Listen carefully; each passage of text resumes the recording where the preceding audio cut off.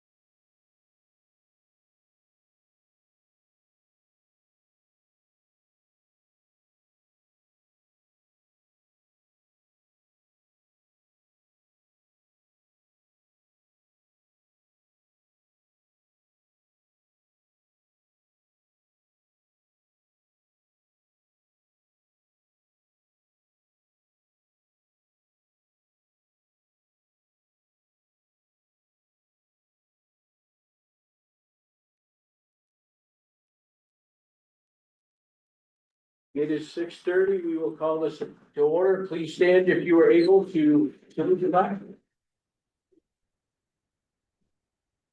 I pledge allegiance to the flag of the United States of America, to the republic for which it stands, one nation, under God, indivisible, with liberty and justice for all.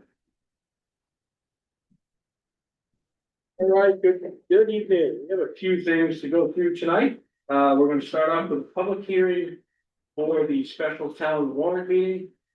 I'm going to go through I will read the town warrant just quickly as we go through.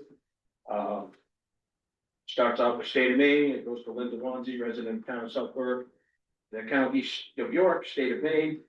Greetings, in the name of the state of Maine, you are hereby required to notify warn the inhabitants of the town of Southwark and said county and state qualified by law to vote in town affairs to meet at the town hall, third floor, 180 Main Street in said town on Tuesday, the 16th day of December, 2025, at 6 p.m. in the evening. Then and there to act upon the following articles. Article 1, to elect a moderator by written ballot to preside in said meeting. And Article 2, to see if the town will vote to appropriate from unassigned fund balance an amount not to exceed $750,000 for the purpose of funding anticipated increases in the cost of the repair and renovation of the town hall, be designated as the owner's contingency fund, or contingency, sorry. So that's the reason for the public hearing this evening, to get input from the public that would like to speak on the upcoming special town meeting. Is there anybody in the audience that would like to speak? Would you like a little more background that we've already given on the funds we're looking for?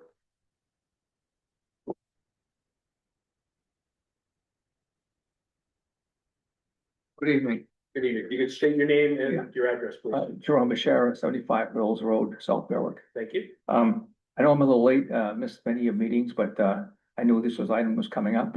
And I guess my main concern is what will be, is the tax ramifications for spending, I think it's a 6.5 million on the renovations. I'm gonna transfer 750 from undesignated funds. I'm not sure what the total undesignated is now, but can you afford to take the 750 for that use? Are you concerned about the taxpayers in the town, especially the seniors that live here on fixed incomes? The COLA increase, as most of you know, this year was 2.8%. That didn't really help a lot, because most of the time you get a 2.8, you end up with, after the Medicare adjustments, you end up with almost no change, or maybe a slight increase if you're lucky. We know about inflation has been high the last few years. We're hearing more than 3%. It's under control at 3%, but prices, as we all know, have not come down. Okay, prices, they rarely ever do. Once we go through those years of high inflation and a lot of government spending, that's what happens. And so we're all experiencing that. But I guess I'm concerned about the seniors that live here on fixed incomes. Is there a concern that maybe they're gonna leave? There's a lot of alternatives. A lot of states that don't have state income tax, and make it very attractive to live elsewhere. State of Maine, not just South Berwick, state of Maine has a lot of taxes here. We all know that. So I guess the bottom line is the affordability of spending that amount of money. Okay, I'm sure the need is there. I guess I'm concerned by the amount. You spent money on a new police station just a few years ago, and a library not a few years prior to that. It just seems like not just South Berwick, but this town and has spent a lot of money, and a lot of towns have all been in, you've seen these meetings around the state. School budgets keep going up, it seems like a never-ending cycle. But I guess my main concern here, if you transfer the 750, I've been at a few town meetings in the past where there was reluctance when it came to the actual tax base and tax rate. There was a limit on how much you folks, I've asked before, could you transfer more out of undesignated? And it was kind of like it was already fixed, and there's not much discussion about that. But it seems like you're willing to do it now, and maybe you're too far down the path. I don't know. Again, I've read a few articles and I see what's going on. I know my own taxes. I just look back from 2019 to current. And I see a 44% increase over that period of time, averaging about at least 6.3 plus or minus.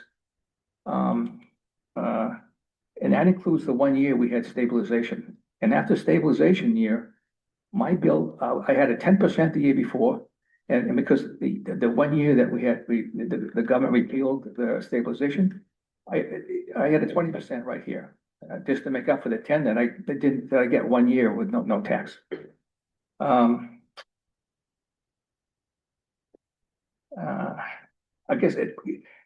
think that's pretty much what I'm trying to say is there other alternatives than the 6.5 million or 6.8 and another 7? I mean, is that a definite, and can you make more cuts? Is there an alternative to give some tax relief to this community. I have a concern that, the fixed income folks, you know, and I can't blame them if they're gonna look to leaving.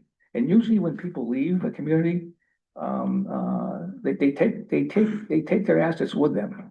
Monies that are here in banks and invested and senior support a lot of nonprofit organizations. Once they leave, you know, they're probably not coming back. So my concern is what is the tax ramifications of spending that much money after already, you know, you had some pretty big capital expenditures in the past. So I don't know what that number is. It's been calculated. I'd really like to know that. Thank you. So the town voted last year at the town meeting to appropriate 7.4. 7.35, right? Yeah. 7.35 million was approved last year at the town meeting for renovation of the town hall. So that is already approved, that's already figured into taxes, that's a done deal right now, voted on by the town. So What is the actual, if that does get spent, what will be the tax, do you know what the tax ramifications for the average taxpayer in town? Do you know what that is? Is that math been done?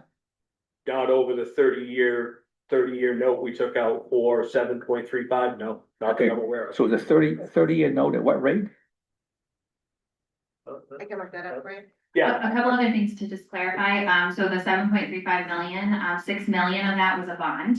And we already have that cash in hand, and it's sitting in an account collecting interest that we can use towards this project. The remaining 1.35 million came from our undesignated fund. To speak to your questions about the balance of the undesignated fund, I think Jen, I'm sure will have that number in a moment of what our balance is in the undesignated fund.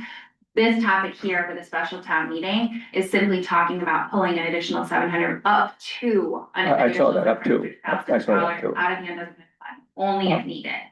And so as far as the implications of this special town meeting and the impact on taxpayers, it will not have any effect on the tax rate for the next year because we are talking about pulling out of our undesignated fund, which is our savings account more or less. Let me ask this though, the 6 million, the bond you issued for 6 million to help fund this project, is that right? What's the cost of that? What's the rate on that bond? Jen and Tim are trying to get this specific answer to you. But I mean, that has to be an added cost to the taxpayer in this community. Almost, it is, and it was folded into our tax rate that we set this past year. I don't think we went through and did this specific analysis to say specifically because of the bond, because it gets factored in with all of our other increases and decreases for the overall operational budget of the town as well. Okay, but even if you do everything that's been proposed and all the renovations, won't there be a lot more, or maybe it's all been discussed, a lot more ongoing costs such as maintenance items and when you got new systems and new projects in place, there's always many times there's maintenance fees with this computer system or it's whatever it might be, there's ongoing, so the taxpayer, do you really believe going forward the next couple of years that the tax rate won't just continue to skyrocket here? the tax rate's gonna go up. Sure, No matter what we do, and this is not an answer, I live here too. I The know, tax rate's gonna go up no matter what we do. It's gonna go up. Now, we have held, I've sat here for 12 years. This is Yeah. my 12th year. yeah, This town on our side, the town, has held a pretty flat budget for 12 years since I've been here. I've learned a lot about budgeting. I've learned a lot about our money. The town has cut and cut and cut and cut every place we could as far as speaking for the town, as the entity, this board right here. We've tried to cut as low as we can. This building needs to be fixed, or we needed to do a new one. We put it out to the town vote. At the town meeting, or at the vote, it was overwhelmingly to redo this building. So it was not us as the council. The town voted to redo this building. This is the cost of doing business. Now, going forward, some of our costs will go down from what they are now. We're gonna have better windows, we're gonna have better insulation, we're gonna have better system. So yes, our costs will go down in energy costs, but you're right, it's gonna cost more next year because CMP is gonna raise our electric bill. oh yeah, for sure, Comcast For is gonna sure. raise our bill. for sure. Right, so we can't control that, so Those you can, when that vote was decided, and I don't remember it, sorry. did you provide, rehab a current building versus a whole new building? Okay, We spent a year going over plans, drawings, yes, sir, so the cost just to renovate was much less than a whole new building, yes, it or was, by a lot? yes. It was, okay, well, that's good then, I mean, A million to two, yes, because of land, new construction. If we look at the police station, the cost of stuff we ran into doing that property, the land itself added money because there was ledge we didn't know about. oh yeah, there's, new construction is always unknown, well, So yeah, I it know, was yeah. significantly cheaper. The town people wanted the town of South Florida to stay the village it is, which is central location of the town hall being right here. That was overwhelming what Yeah, everybody but wanted. it was was a different story when it came to the police department. I mean, well, I'll go, I won't have to go, yeah, okay, Yeah. different story. Doesn't matter. I guess, if it had to be done, it has to be done. I realize you gotta have some better quarters here and all that kind of stuff. I didn't know whether you would pushed all these vendors as hard as you can, for, whether it's the materials, it's architecture, it's flooring and all the windows, and, I mean, have you got out to bid RFPs all the time, all that kind of stuff? The general contractor's working through that right now. They're working through bids now. They have to hold it, they're going to try to hold it to the original price of the 7.35. However, with the cost of increases from when that was decided a year ago to now, it might come in more. Inflation is, the trouble is inflation. So I just want provide some commentary on the contract structure. It's a guaranteed maximum price contract with Charter Brothers Construction. Yeah, The contract was signed. They have a 10%, about 10% contingency built into their contract that is controlled by them for executing aspects of their contract that they may not have budgeted in other divisions of construction. It's my understanding that is at the end of the project, if that is not all consumed, that comes back to the town. So there is potential that their maximum price comes at the end of the project is less than the maximum, in which case the town would receive a return on those funds in the form of a deduct change order to their contract. Similarly, on a division basis, my understanding from our last progress meeting, that, for example, if there are cost savings in the HVAC division, those would be tabulated, and there's a potential midway through construction that their contract could be reduced in value as well. that's good. Which would Yeah. then bring some of that currently committed money back into the town's control. And then, in essence, if it's remains unused by the end of the contract, then it would go back into the general fund. So it sounds all good that you shouldn't have any, based on all you've said, you shouldn't have any further cost overruns. Should it? My opinion and experience in the I construction know it's, industry is not having opened the building up, there's obviously unforeseen conditions. Yeah, you always get that, yeah. But my also opinion is there's currently enough contingency. No, I just, again, my bottom line, I'll move on, let you guys finish your meeting, but I was about the taxpayers in this town, they're all good folks, and if someone has to leave because the tax bill is getting, I mean, the nice thing that happened a few years ago was that stabilization deal. And then Maine said, sorry, that was unsustainable. I mean, so that it was like, that was a nice way to keep the seniors in this community. And I've asked some local reps, why couldn't you have done something, rather than just complete repeal of that thing? Come back with an alternative. There's probably another way to do it, maybe income targeting or another method. I happen to be in that age category with the other seniors that live here. We got a state right next door that has no sales tax and no income tax. And there's a few others in the nation that offer that kind of stuff. So I guess it's unfortunate if anybody leaves because of this tax increase, it just, I mean, if there's nothing you can do, I mean, you've got the best numbers you got. Unfortunately, it is what it is. Okay, well, thanks for your time and explaining where you are today. Thanks. Thank you, Yeah. appreciate it. Yeah, Yes, I just want to make one more clarifying comment that next Tuesday on the 16th is that this is a voter, Yeah. special meeting, so the voter, it will be the voters that vote on whether this happens or not. Yeah, I see, yeah, thanks. Yeah, I think, we, three of us weren't here when this project evolved, but we're here now. Could you just describe, like, for instance, how the TIF money, I mean, what you guys did to sort of lessen the impact of the taxpayers? I mean, could they use the TIF funds or, how that worked? Because maybe people aren't aware of that. Yeah, we can, a few things that, I mean, I've been on town council for 8 years, John's been here for 12. These are practices that we've put into place the last several years. We have consistently pulled, I'm gonna say between like 750 to 900,000 from the undesignated fund every year to help with the tax burden. And with the intention of trying to put as much of that back at the end of the year, if anything comes in, if any of our, budgets end up coming in under budget at the end of the year. Regarding TIFs, we have a number of TIF districts, not a number, we have 3 TIF districts in town. And we are able to use TIF funds in a lot of cases to help offset some of our operational costs, to help pay salaries, to help pay a number of different things. So, the town has made big strides over the past couple of years in terms, especially with the establishment of TIF districts to help us offset taxes. And we're kind of fighting a losing battle because, as we know, everything is getting more expensive, but we're really trying. And I think the council up until now has really been making efforts to try to move the needle on the tax problem. The biggest challenge that South Berwick has is we have very little commercial business. It's a very residential town. And so bringing more business into town will help. you good? Yeah.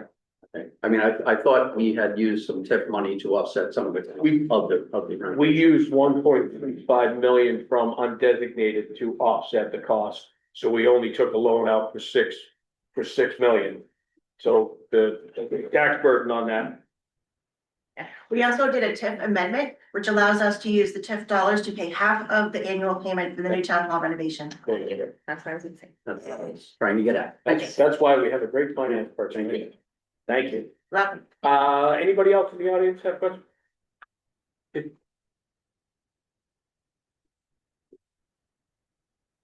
Tamara Steinhauer, 19 Hill Drive. I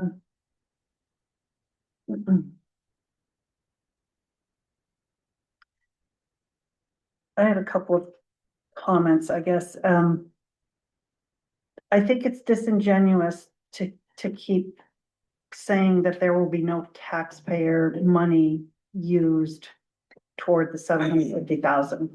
It is coming from the undesignated fund.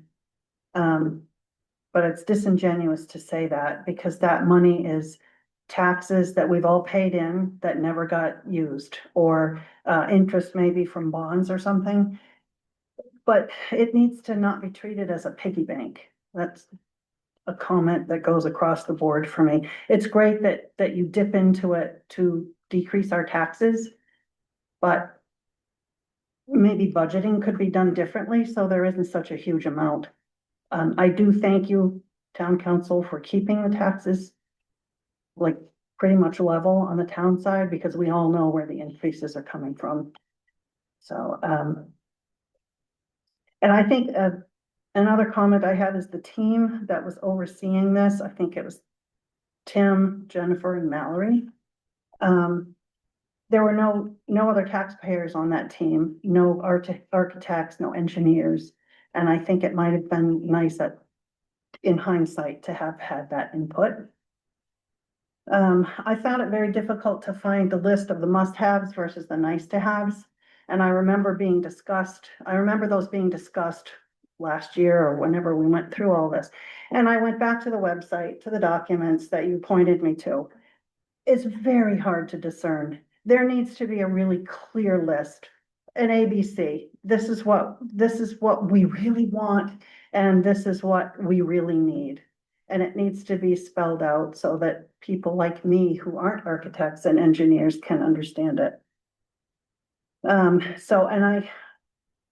think I was at the meeting where you discussed needing, I think, like $300,000 for this first overage, but then we all decided 750 sounded like a better number. I think the reasoning needs to be a little clearer for that. Thank you.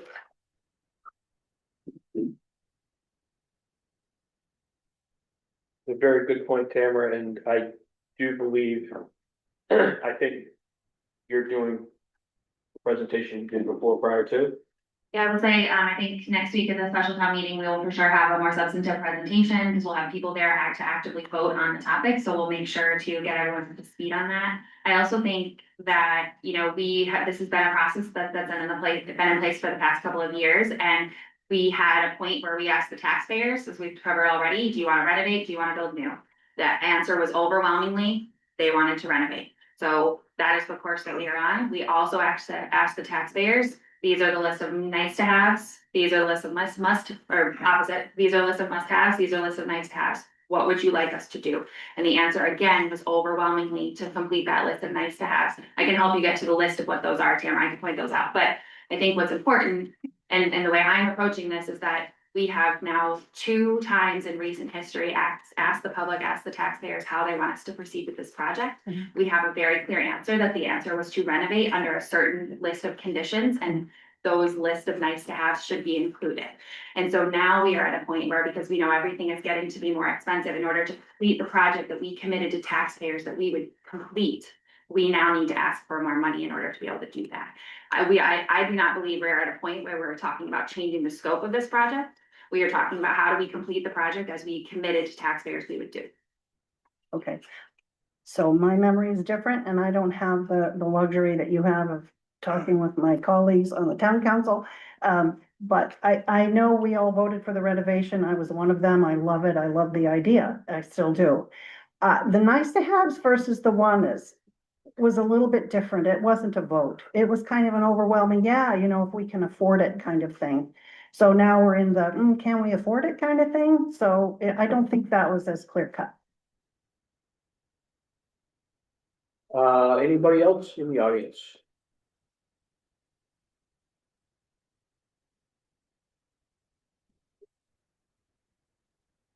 Good evening, everybody.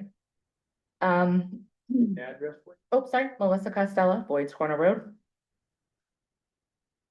I understand, the claims that have made about the urgency of sending this, having the town meeting and, extending this, money ask and warrant to, the public. As a business owner in the trade industries, I think I have a better understanding of terms and conditions of a construction contract. And Sam, you touched on this a little bit earlier in the meeting, but one of the things that concerns me is the title of the contract. It's a guaranteed maximum price contractor with construction manager at risk. So now what is happening is the construction manager who was supposed to take the risk of this project is asking for more money in the contingency. So, and by asking for this money from you as a council, from the taxpayers, you're defying the definition of what the type of contract is. And you're also tap dancing on the lines of maybe even a breach of contract. And please tell me if I'm wrong in making that statement, because as somebody in this industry, that's how I understand it. So I'd be willing to bet that some people that don't have as much knowledge in this industry might not be able to understand that type of contract that was made. The other concern that I have is regarding actually a comment that was made by Peter from Oak Point in the last presentation. And I certainly appreciate that a better presentation might be brought before the public, right before a vote on the warrant is made. But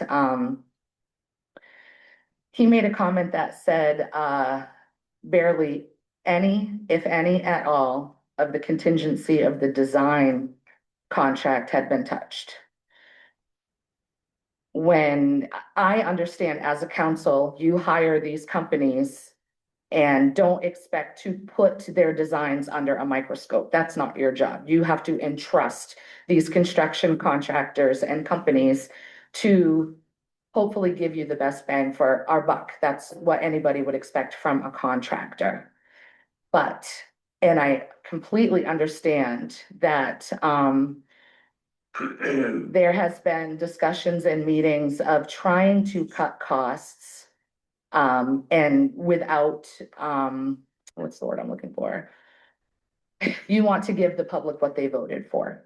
And so under delivering, you do not want to under deliver to the public on something that they voted for. And I completely understand that as well. But when Peter also mentions that there are foreseeable issues with the plumbing, if you go back to the design, according to the design, the bathrooms in the back here are being flip-flopped. The men's room is going on the whichever side it's not. Toilets and urinals have different plumbing structures. So now we're gonna open up those two bathrooms, change out all of the plumbing instead of just renovating or repairing.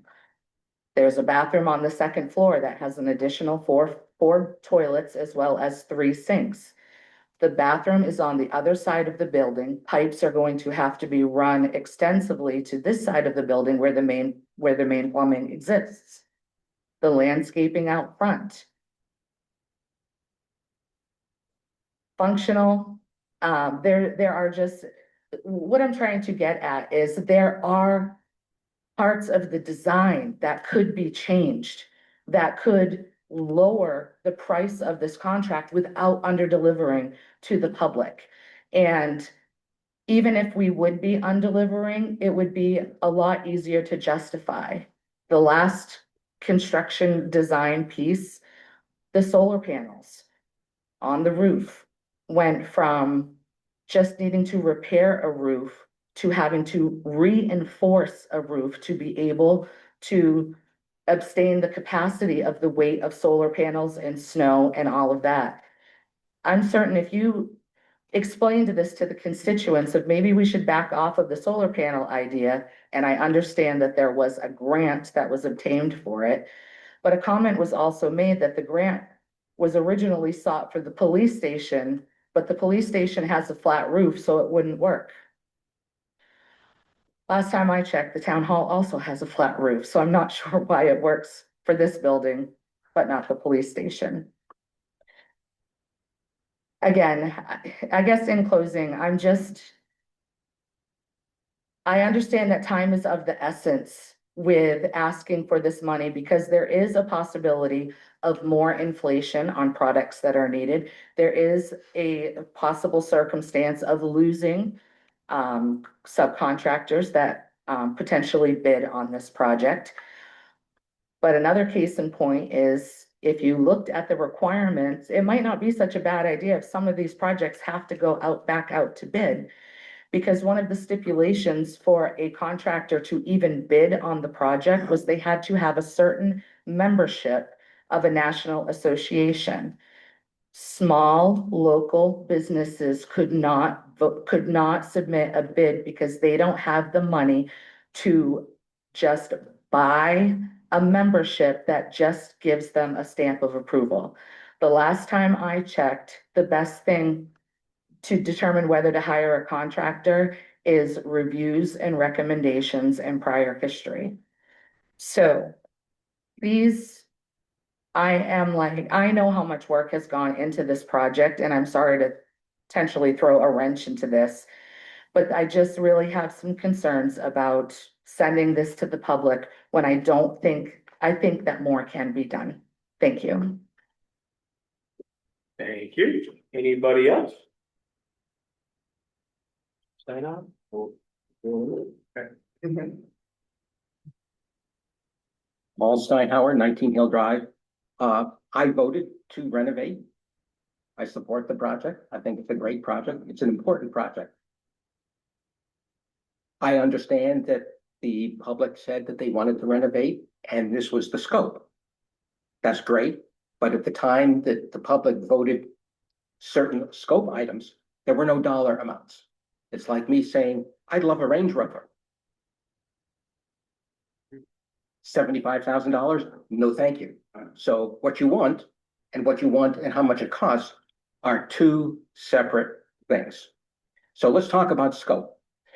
I had heard in attending many meetings that the sound system, for instance, as an example, and please correct me if I'm wrong, The sound system for this room is a nice to have.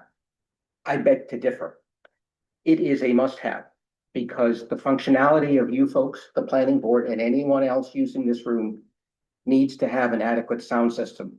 I cannot tell you how many meetings I've sat through where the boards present have had battery issues, microphone issues, visual issues, all sorts of other issues.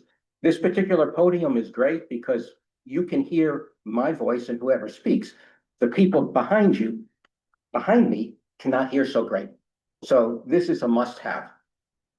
Multiple bathrooms in an extended area away from central plumbing that might be gender neutral for, I don't know how many people, 6 people stalls, 6 stalls, 4 sinks, what have you, I think is a little heavy.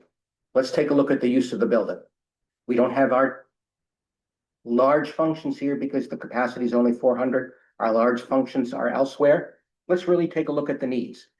What I'm concerned about with this particular $750,000 slush fund is that I haven't seen any, and I shouldn't say any, I've not seen much effort to say, okay, let's roll in, crawl in, shrink the scope a bit.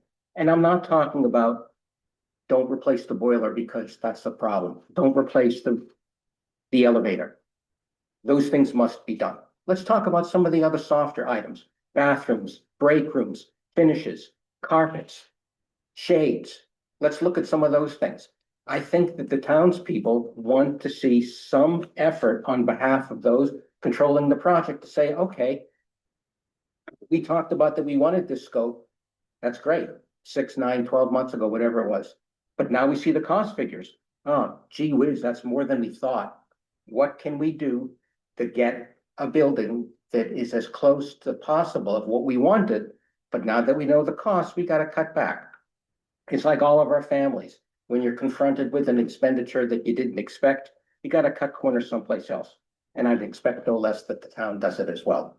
And I'm hoping to see that at the town meeting.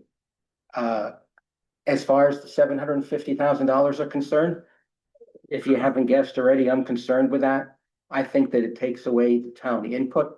It takes away the accountability because then we're essentially given free rein for $750,000. And I understand that you've been elected to do so by the public, but it's a blank check. It's a blank check. We've been up here, we've stepped up to the plate. We've supported the bond, we've supported the unallocated, undesignated fund monies. We've been good up until this point. I think that we need to have a little bit more skin in the game. So for me, $750,000 is a lot of money. If you really need 300, I'll make a deal. We'll call it 300. 750, not so much until I see some kind of cuts that are going to be made.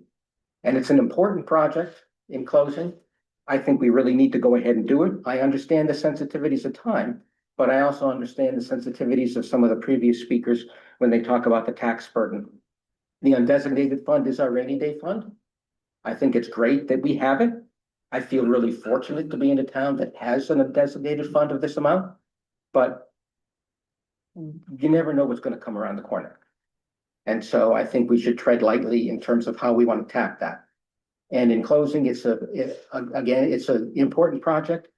And I thank you all for spending time with it, but it's a project that needs to be done collaboratively between the elected officials and the tax-paying public. And it shouldn't be a project that is for a feather in someone's cap that may seek higher political office. It's got to be done on a collaborative basis. Thank you. Thank you. Before I get to you, Sam, we'll see if there's any more public comment, then I'll bring it back to the council. Is there anybody else in the audience? One last question I had earlier was what I didn't hear what the total of the rainy day fund is. Before you take the 750 away. Currently, it's $8,414,000. We also have 2 obligations for the Great Works Land Trust and the Town Hall renovation, leaving $6.8 million. We need to keep $3.9 million, leaving an available balance of 2.9, rounding numbers. The total is 8 million. What again? You said? 8,414,000. as the earlier speaker mentioned, the fact that you have this, it is taxpayers' money. There's no, I mean, to me, that's over taxation, because if you had to tax people, they could build up. I believe in, everyone should have a savings account and ready for emergencies. That's a lot. I mean, that's quite a bit, and it means they're taxing folks, overtaxing them. Otherwise you wouldn't, because when you accumulate that, it means either you become very efficient or you got more money than you really need. And somehow that's, I mean, maybe that's good. It's not over taxation. How else did you get to the $8 million? It's We a, do have a policy that we need to keep just under 4 million in there. We'll probably talk about that in a few minutes. Yeah, all right. So the amount that's available to spend today, after the obligations, is 2.9 million. Okay, but yeah, to get to that level, you have to agree it is taxpayers' money that's been collected. Would you agree to that? Yeah. Or additional revenue as well. right. Revenue from town, okay, yeah, then you come two So, sources. so again, over the past time I've been here, we have borrowed $650, $750, usually every year. Yeah, I know. To keep To us help out. solvent, to make sure we don't have swings in our, tax rate, right? We try to keep it current going across. Mhm. And then you have a boom year with cars. And we return more than we borrow, or we return the $650 back into as undesignated that we borrow. So that's happened on numerous years. We've come in, I think last year we actually had extra. We were not looking for it.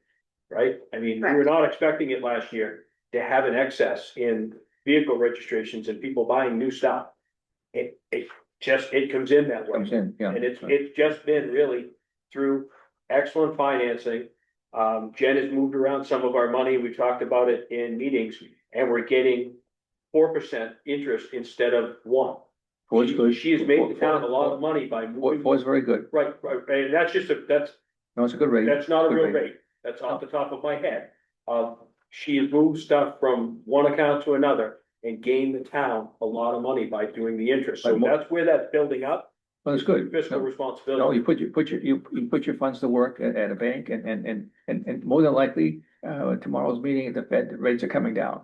So you're probably gonna get less on your earnings account, or wherever you have it placed. But there was good comments from previous speakers about must have and not needed. So I don't know whether you consider those things that maybe you can lower the cost of this whole project. It would seem like maybe there were some good comments made by the previous speakers. Thank you. Anybody else in the audience? Anybody online? Seeing no hands up? Hey, John. Sorry. Boo. I don't know if you can you hear me? I sure can. Hey, this is Aaron Dye on Hooper Sands Road. I just wanted to echo kind of a few things that Melissa mentioned, but one of the big things I just wanted to clarify is when I was looking at the presentation from Charter Brothers, the proposed budget, it looked like included a 5% contingency for increases in material and labor costs, and also a 10% contingency for unforeseen issues or problems that might arise during construction. Is that correct? I'm gonna go with, you're looking at it, so yes, I don't have it in front of me. Okay. Sam's looking for it right now, but It was, the total contingency line item. The It's like total, 1.2 million. Is that? total contingency line item at the 95% CDs guaranteed maximum price.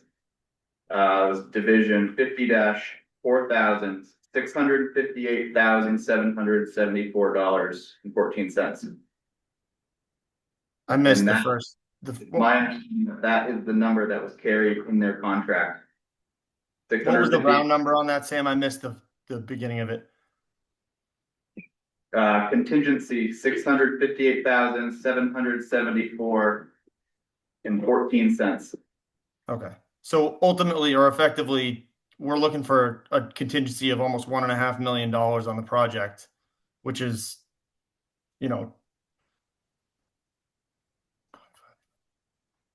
it's like a 22 or 23% contingency overall. It just, to me, I'd love to see us go back to the paper and try to figure out if we can find a way to save some money on this rather than just dipping into the contingency fund and kind of throwing money at the problem. I have no problem utilizing the contingency fund. That's what it's there for, obviously. And I applaud you guys for being able to draw from that and contribute to it each year and get it back to where it needs to be. I just think that there's a lot of things happening in this renovation that may have been nice to have in the beginning, but now that the cost has been realized, maybe we take a step back and rethink that. You know, if you kind of dumb it down to somebody's home renovation, sure, you know, they'd love to have a jacuzzi tub and a tile shower, but when they get the cost back on that, they may realize, all right, it's a little bit too much money. Maybe we just do one or the other, or we do a fiberglass shower. Kind of a simple, you know, dumbing it down to something easy to think about. But, you know, maybe we can apply that to this as well. I don't want to keep you all night. I just wanted to kind of point out the fact that the overall contingency on this is kind of growing to a pretty large number if we just throw this extra 750 at it. And to me, that's a little frustrating, but that's all. So just to clarify that one point, that 750 is not getting thrown at it. That 750 is sitting here if it's needed. It's gonna have to be approved by the council to Yep. use any of that 750. So you really can't tag it in and say 1.2, it's there, but it's not projected expenditures right now. It's just hanging out in case we have overruns. I understand that it's there to be used. But you can't count it as 1.2. Because we were not giving it to them as a contingency to use however they want. It's gotta be approved by us. So- Sure. From the taxpayer standpoint, though, at that point, it's unfettered access for the town council to use. I'm not saying you guys would be, you know, utilizing it for things that don't need to happen. But once we vote on this, the money's there. It's gone. You know what I mean? Ultimately, it can be utilized for the project. And not to say that you would, like I said, not to say you would use it for something that doesn't need to happen. But once this vote takes place, you know, that money's, for all intents and purposes, gone. You know, and it may not be used, and that's great. But once we give access to it, ultimately it can be used. Correct. And the reason we're going to a special town meeting is because anything over $10,000 has to go to a special town meeting.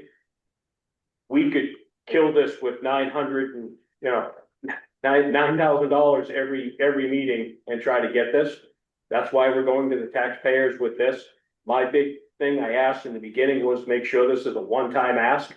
I don't want to have to sit up here and come back and ask for anything else. I was assured that this will be a one-time ask, period.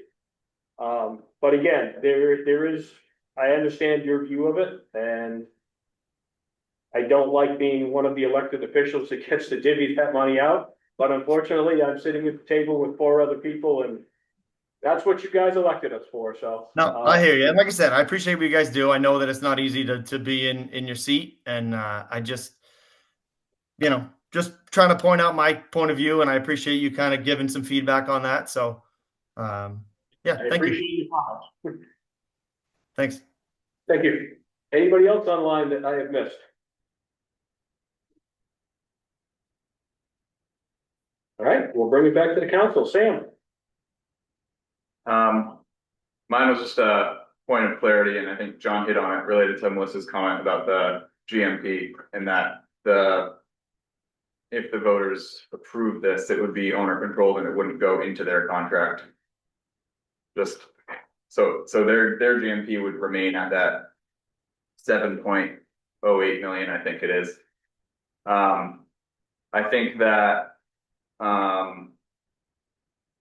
having a better quick reference sheet as to what the exclusions in Charter Brothers contract are that could potentially require use of these funds would be super valuable to everyone. That's all I have. Yes. Just one thing I wanna point out is that because we opted to renovate this building, there's a number of things in this building that are currently not up to code. And as soon as we start construction on the building, then there's a whole slew of things that we must complete.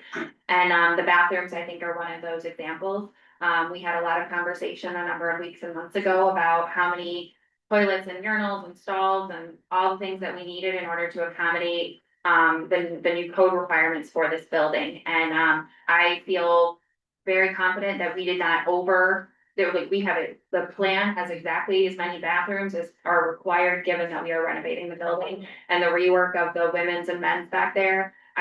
This is not my forte. I'm not an expert on plumbing by any means, but I understood clearly from Charters Brothers at Oak Point that reconfiguration kind of needed to happen in order to accommodate the number of toilets installed and urinals and what is needed for the building. And so I think when I say that, I think it also would be helpful for us to lay out in our presentation for the special town meeting next week, like what portion of the budget of the building is kind of something we can't really touch because we have opted to renovate the building. So there is a certain amount of fixed costs associated with that we can't really, fixed costs related to the steps that we have to take in order to get the building up to code regardless, just because we are touching the building. Joel? Yes. Couple things, being one of the new people on the board. I think one thing that I have been struggling with this is what the expectations and what we're asking for the public tonight and also next week. And kind of laying out what is going to happen versus what we are asking for. Under my interpretation with the public hearing tonight, getting comments from people, hearing their feedback, the project as of right now has been voted on to move forward with the $7.35 million. And the goal of that would be, we don't need to add anything extra to that. That is happening no matter what. And then next week, we are having the same exact opportunity where we're doing a presentation and then hearing again from the public, and then allowing a vote to add potentially $750,000 from the contingency fund. In addition to this project, bringing it over 8 million, theoretically, if it's used. Am I on track with all that? Yes, Yes. I'm following better than I thought, great. you're straight on the rails. That's all we can ask for. Sam, Is there discussion at the next meeting or is it just a vote? No, there can be questions from once we get done with the presentation. If anybody that's in the audience can ask questions, just like at any town meeting, they can ask questions about that specific warrant and about the project. Okay. Yeah, however, just so everybody knows, but really the three new councils, if you haven't been here, we cannot adjust the warrant. The article is what the article is. So if everybody sits in front of us and says, we want to make it $500,000, then they have to vote it down and we have to start all over again. We cannot adjust the wording of the warrant. The warrant, the way I read it, is the warrant, the way it's going to be presented to the town, and that is the only way we can vote on. So it is locked in that way for the actual meeting. So, excuse me, so it's $750 or nothing? Is that what we're saying? Okay. Yes, that's what's being presented Up to up to $750, yes. and we are still on a deadline from our contractors for beginning of the year, correct? That's why the pressure with this. Yes, that's why we jumped it before Christmas, trying to get everybody locked in. That's what I'm saying. Yes, sir. They're under contract, Right, but so. The deadline for the end of the year related to this owner controlled contingency fund. Is not. Related to. The guaranteed maximum price contract that has already been executed. they're just not comfortable doing it. Well, they have their required contingency already approved. And based on what they said last week, though, they do not feel comfortable moving forward with this project without the additional contingency from us, correct?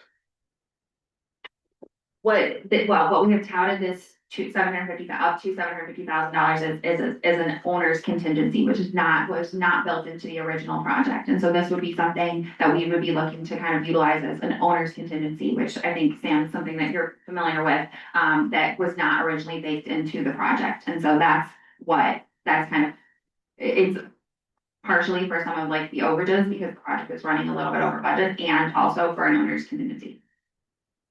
But they will move forward if we vote this down.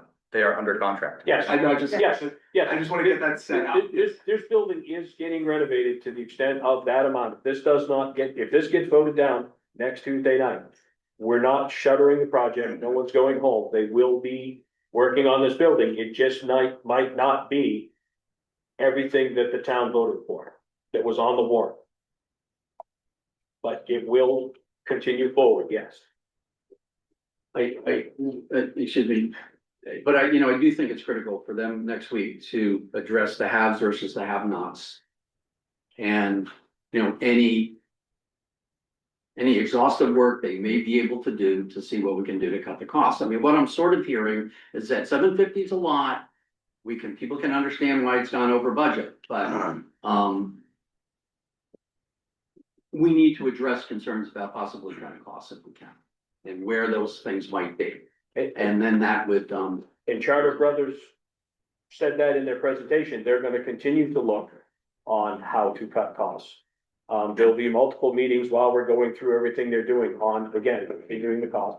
As Sam spoke, anything that comes back, if their HVAC comes back under, their numbers double, right? Basically from what, Actually, yeah. it essentially doubled from what they initially estimated to now time.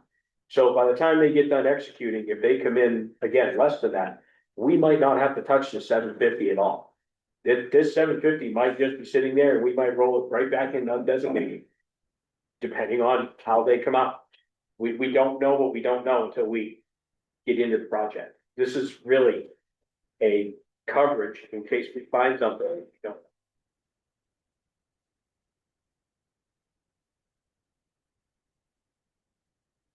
I'm gonna leave you with class. So to that point, I think, and this is something that I think we should consider, and it's related to some of the comments we've heard from the public is, and I mentioned at the last meeting, related to creating some sort of formalized project committee that has operating procedures, that has review processes for any changes to the scope that may be proposed as cost saving measures, that is able to provide at each step presentation to the town council to make decisions similar to what I believe, how I believe the building committee used to or does operate.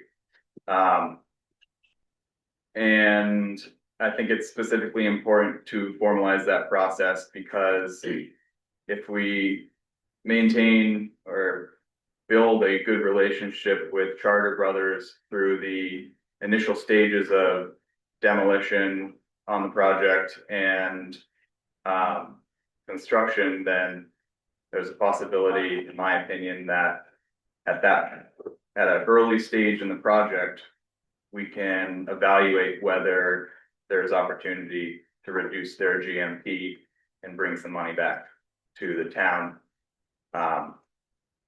Knowing that after demo, you're unknown, they're gonna reduce drastically. Oh, or they use their whole contingency once they demo, you know what I mean? But like, I just feel, my comment is, I think there needs to be a more formal committee created to make sure that things are tracked properly and we are held to account and the public is informed more frequently and on a more detailed basis. All right, excellent. With that being said, we will close the public hearing on this, 7:20. And, sorry, 7:25, I looked at my computer, that's still losing time. And we will roll right into the Board of Assessors meeting. Hello, Berta. Hello, good evening, counselors. Yes, hang on, let's do it. I'm just gonna make a motion to open the Board of Assessors meeting. Second. Yeah. Sam, Aye. Joel, Yes. Mallory, I vote aye, motion passes 5-0. Sorry, Verna, floor is yours. Good evening. I have 5 abatements for you tonight. Bear with me, I have bronchitis and I've been known to cough and lose my voice. So I'll do my best. So the first 3 abatements, on your abatement summary, that's kind of a cover sheet to give you a list of what we're covering tonight. The first 3 are what I call administrative abatements. And the reason why I call them that is because I didn't receive an abatement application from the taxpayer. This was, these 3 cases here are, errors that I happened to find in our database that, resulted in an overvaluation. So, we went ahead and, fixed those errors. The error specifically was that for building style code number 36, it's an apartment over a garage, it's a building style. The field staff during the revaluation, in a handful of cases had, chosen a story height that reflected the whole building instead of just the living area. So that ended up overstating, the living area and then overvaluing the property, okay?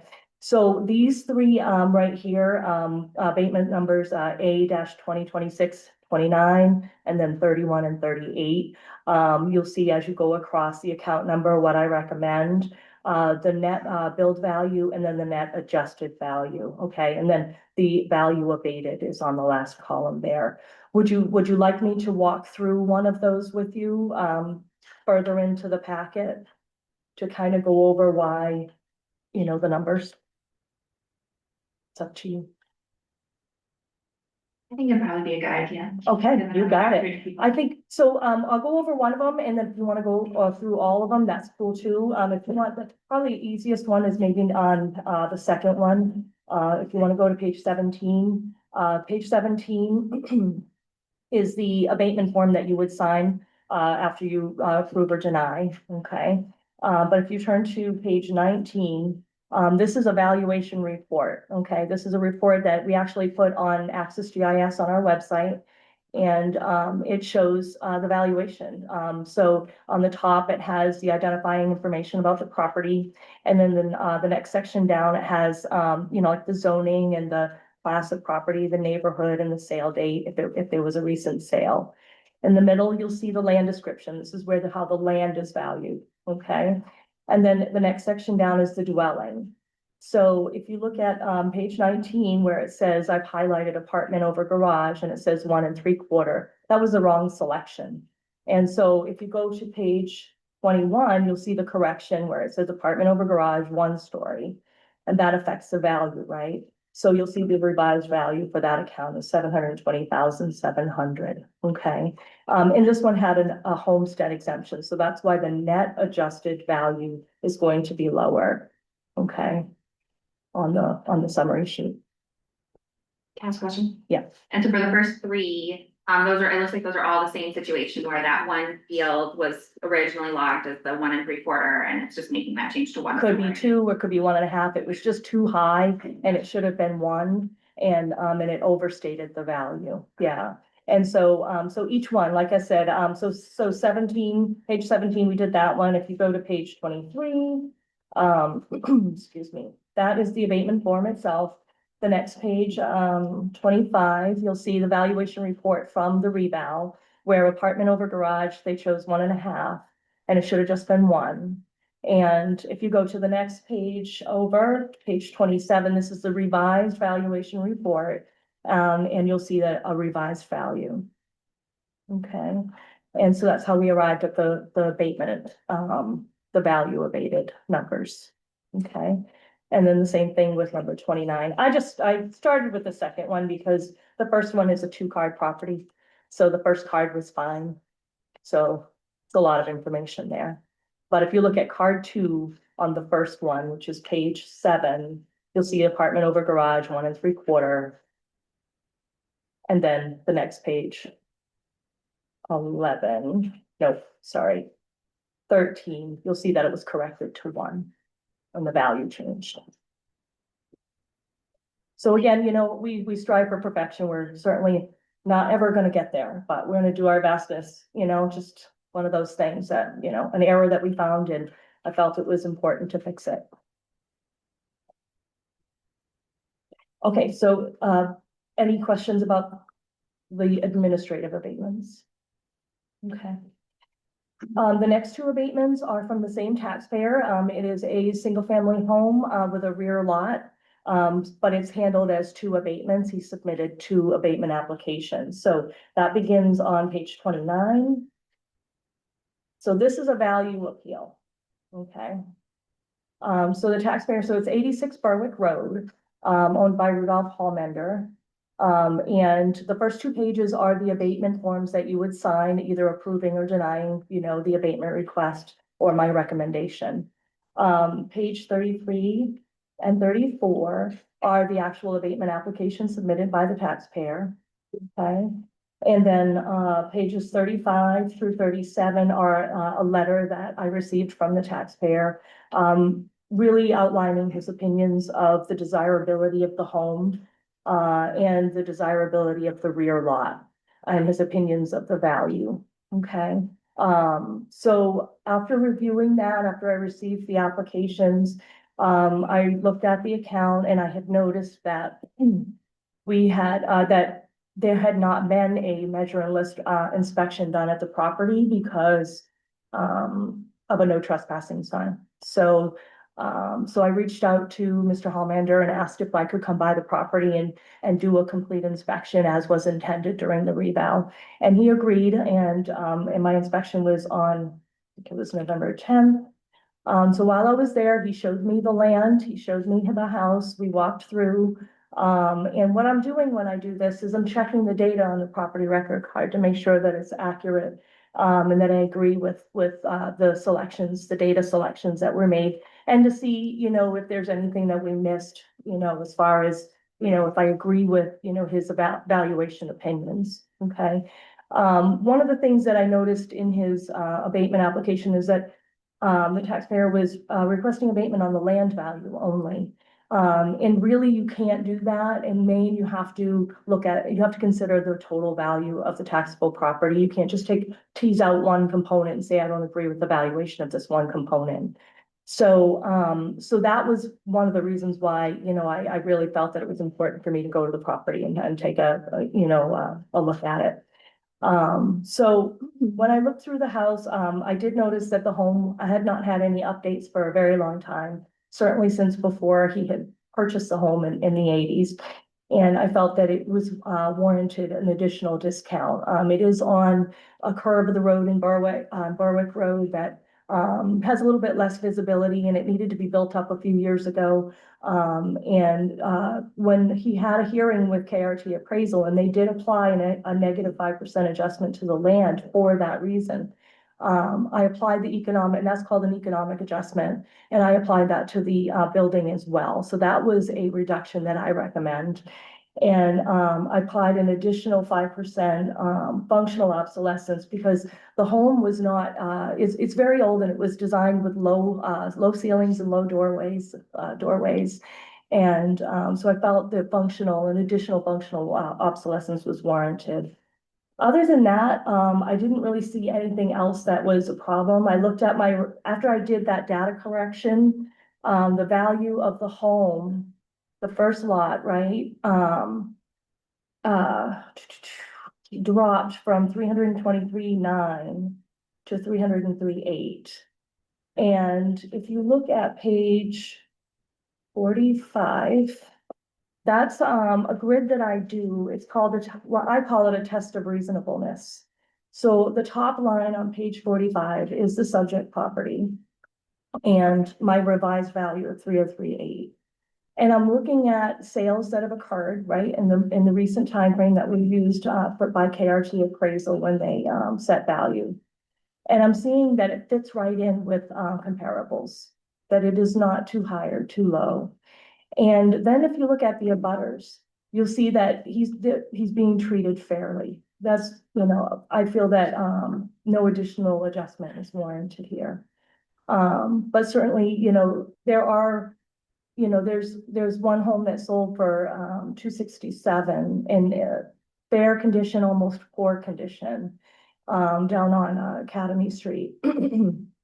Most similar to the subject property because of the style of the home and the age and the condition. But that area of town has a lower land value, so that accounts for the difference in the assessed value. So, you know, I really didn't feel that, I didn't agree that we were, being discriminatory or unjust in the assessment of the home, but I do feel an adjustment of the 20,100, I think is warranted on that. The other abatement, number 20, A-2026-20, that is the rear portion of the lot where it's only a quarter of an acre and it goes up to the railroad and there's, you know, a stream that goes through there. It's not buildable. We know it's not buildable. So it's not being assessed as a buildable lot. If it was, it appears to be a lot of record, and typically a lot of record could be buildable if it meets dimensional requirements, et cetera. But this doesn't. So really the value of 1,500 on a quarter acre really just represents a little buffer of privacy, you know? And I didn't think any adjustment to that valuation was warranted. So those are my recommendations. If you have any questions. Council, any questions on Werner's abatements? Verna, do you, so when you make these recommendations, do the property owners know what recommendations you're making before we vote on it, or? They are made aware that I'm here presenting to you, and of course, all of this is on the agenda. They could attend if they want. Okay. Any other questions? All right, hearing none, I will make the first motion to accept the abatement on A-TAC 2026, TAC 29, map lot 012, TAC 028. The adjusted value, the net assessed value is 932,100. The adjusted value is 905,700, with taxes abated being $643.53. Second. I have a motion and a second. Is there any discussion? Hearing none. Hang on, where are you? Is that the right number? Well, I think you read some of the numbers, but not all of the numbers. You want them? Just read that. So Do the abatement number and then the value. Yep, so you don't want the lot, you don't want the lot number or anything like we did in the past. Do you have a summary? Yep, no, I got the summary, but in the past, we've used the lot number. So I'm good. I can add that next Nope. time. No, I'll go right off, I'll go right off the first page instead of keeping my list of all the pages I had to go to. This is a lot easier. Okay. Just do the account number, what's best, the account number, statement number? Yeah, you can read it right across if you will. I will It's up go to you. straight across. So we will go with, I will move to the first statement, A-2026-29, account 1268. With the bill value of 932,100, the net adjusted value of 887,700, with an abated value of $51,400. Second. Motion in a second. Any conversation from the council? Hearing none, we'll move to a vote. Sam? Aye. Paul? Aye. Joel? Aye. Mallory? Aye. I vote aye also. Motion passes 5-0. We'll be down to the second one. A-TAC 2026, TAC 31, account 1381. Bill value of $777,000. Net adjusted value is $695,700 with an abated value of $81,300. Second. We have a motion and a second. Any discussion? Hearing none. Sam? Aye. Paul? Aye. Joel? Aye. Mallory? Aye. I vote aye also. Motion passes 5-0. We'll move to the third one. A-TAC 2026, TAC 38. Account number 3345.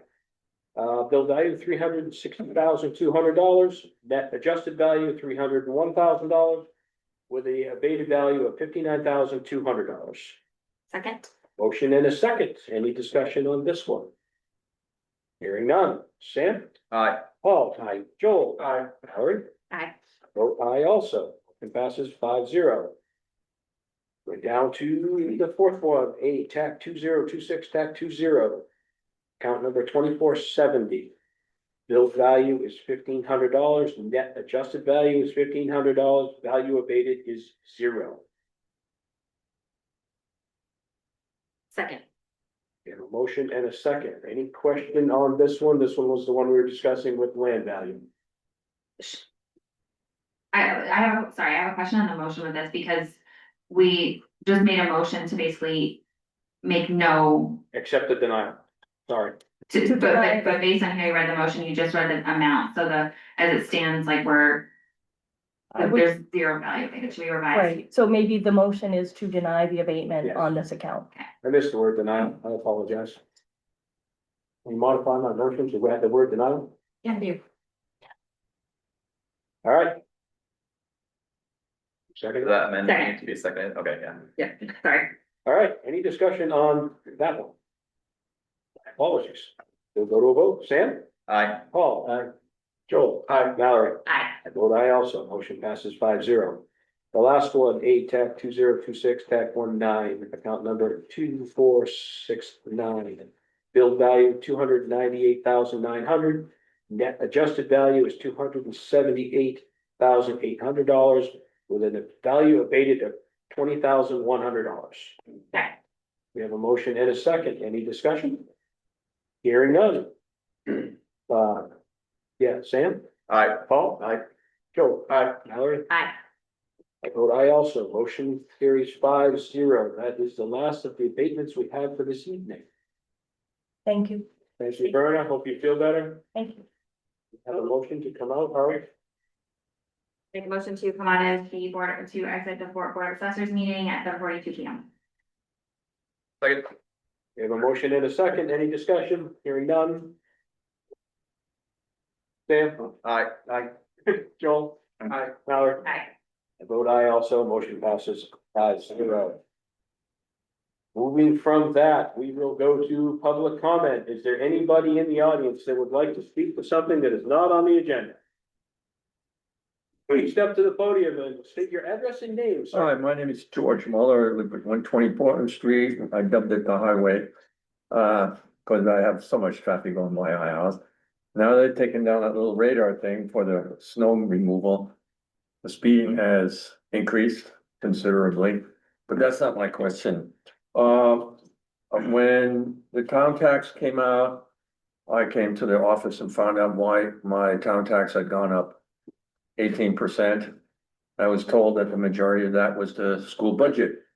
And the town has no say in the school budget preparation. And so I have nothing to do with the schools. I don't have anybody going to the school.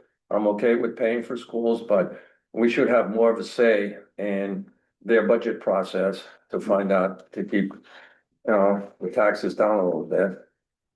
And the other thing is, we don't do recycling anymore. When I bring my glass and paper and everything, it's now all in one bin. So is there recycling? It's now called single sort recycling, so you don't have to sort it anymore, and it all goes in one bin to all get recycled. So who recycles them? Ecomaine, we entered in the. They actually take everything apart instead of having three different. They have a, Mr. Chairman, if I may. Yeah, please. They have a five floor recycling place, so the trucks come in and dump it, they load it on the conveyor. And then the first floor, like the glass is picked out, then it goes up to the second floor and the cardboard's picked out, or the, whatever it is. And they actually recycle a lot more than what we were doing before, because Casella was just taking it, dumping it into a landfill. Okay. Because they were trying to save money, where Ecomaine is a non-profit corporation, so they make money on recycling.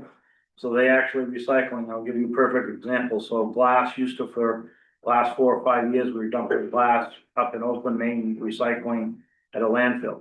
Ecomaine takes the glass, they crush it, and they send it down to North Carolina, and they have a paying customer down there in municipalities that use it to put in their roads. So it actually gets, glass down, gets recycled. Cardboard, Ecomaine has the account for the state of Maine for Amazon recycling, so they use all the cardboard to be recycled to go back to Amazon.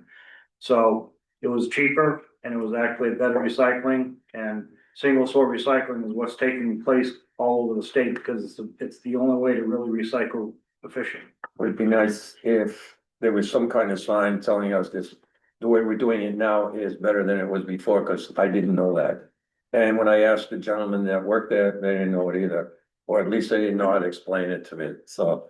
The other thing is, I burn wood, I'm a 2 cord now because I have a heat pump, and I was told that, take the ashes anyway, Right, correct. so. So they we told me- don't take the ashes because, sometime after COVID, the state implemented a law that requires us, if we take ashes, for us to dump them because we're a legal entity of the state of Maine. We have to test them and have them, tested for hazardous materials. So before we can dump any ashes anywhere, every tonnage has to be taken, and then that has to get sampled, and each sample has to get tested, and each test is about $1,500, and that means we'd be testing about, every week during the winter. And it just, no one else is taking, because of the laws of the state of Maine, no one else is taking. So what do I do with my ashes? What's that? What do I do with my ashes? I would dump them in the woods in the back. Some people put them on their lawn for fertilization. People You can only put a certain amount on. My rhubarb loves them.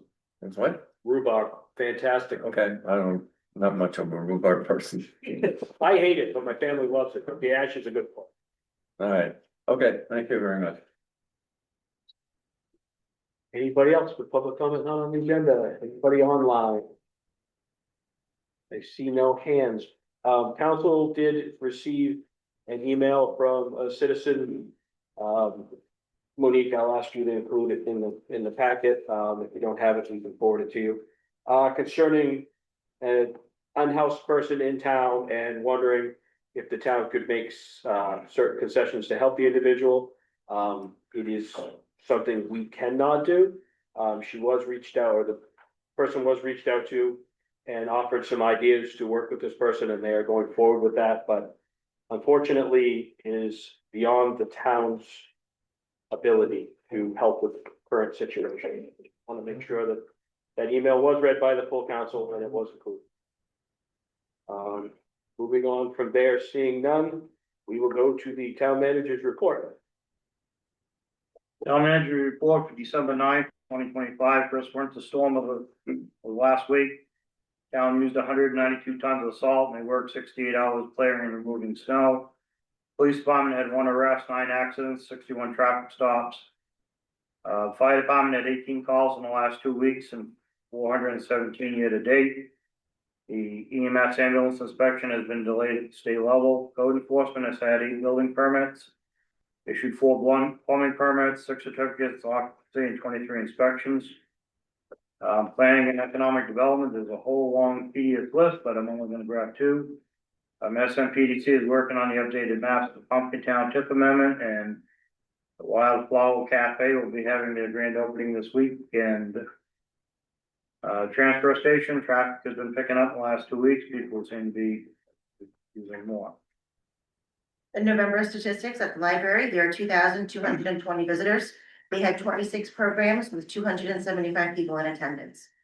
For the recreation, the ice skating rink and powder house are already open, so yay.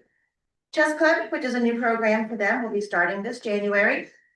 Assessing office will be closed tomorrow for training, and she is also working on 38 abatements.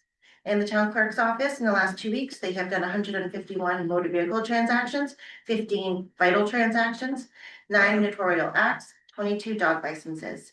And our new assistant town clerk, Eileen, will be starting on Monday, December 15th.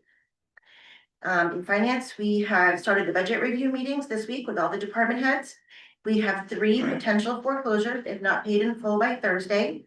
And all the department heads are now conducting their annual reviews with their staff. I worked with the town attorney to draft a special town warrant meeting. I had a conference call with code enforcement, planning and economic development, Jen and the town attorney on development on Bennett Road. Worked with the attorney to get the final draft of the property agreement signed by all parties for Bethany Properties. Had a building committee meeting, worked on the budgets, and what else I can remember. That, Okay, We will move on from there with our changed up effort. We'll go to council member comments. Joel, what do you got? Nothing this week. All right, Paul. Yeah, hi, I just dropped off, city council, and we don't need to address this now, but I do, have a desire to, in the beginning of the new year, start sessions similar to what the town of Kennebunk does, which are just very informal council meetings on Saturdays, maybe once a month, maybe once every 2 months. They call it Coffee Saturdays. I don't care what we call it. And it's just the way it's hosted by 2 select board members there, because they don't have a quorum. But honestly, I campaigned with that idea to some people, and they all thought it was a good idea, and I would like to start getting that instituted so we can have something a little less formal than what we currently do. And I'd be happy to be one of the hosts of the first one, and I'll bring the donuts, I guess. Or whatever. And that's but we should talk about that maybe at one of our organizational meetings that I think we're in. Great, thanks. Excellent. Mallory? I'll be relatively quick. I have had a meeting last week with a couple local residents regarding the art curation project that I kind of started over the summer to fill this building with artwork from local artists, as well as expanding that to the downtown revitalization area. I hope to have an update for the council probably late January on that with some structure on how and a proposal of how to execute this effort. And then one thing I just want to point out, and I think it's important for the council and the administration to acknowledge this to the public, that we are all in new situations and new positions right now. Every single one of us seated here. We have 3 new counselors who have joined, who, of course, that's a new experience. John and I have switched roles, and I think everyone can probably appreciate that inherent in that there's a little bit of kind of figuring out how are we going to work together. And I think that we're figuring that out. But I think it would be really valuable for this group to have a productive conversation about working norms, how we work together, how we communicate with each other in between council meetings, how we communicate with town administration and staff.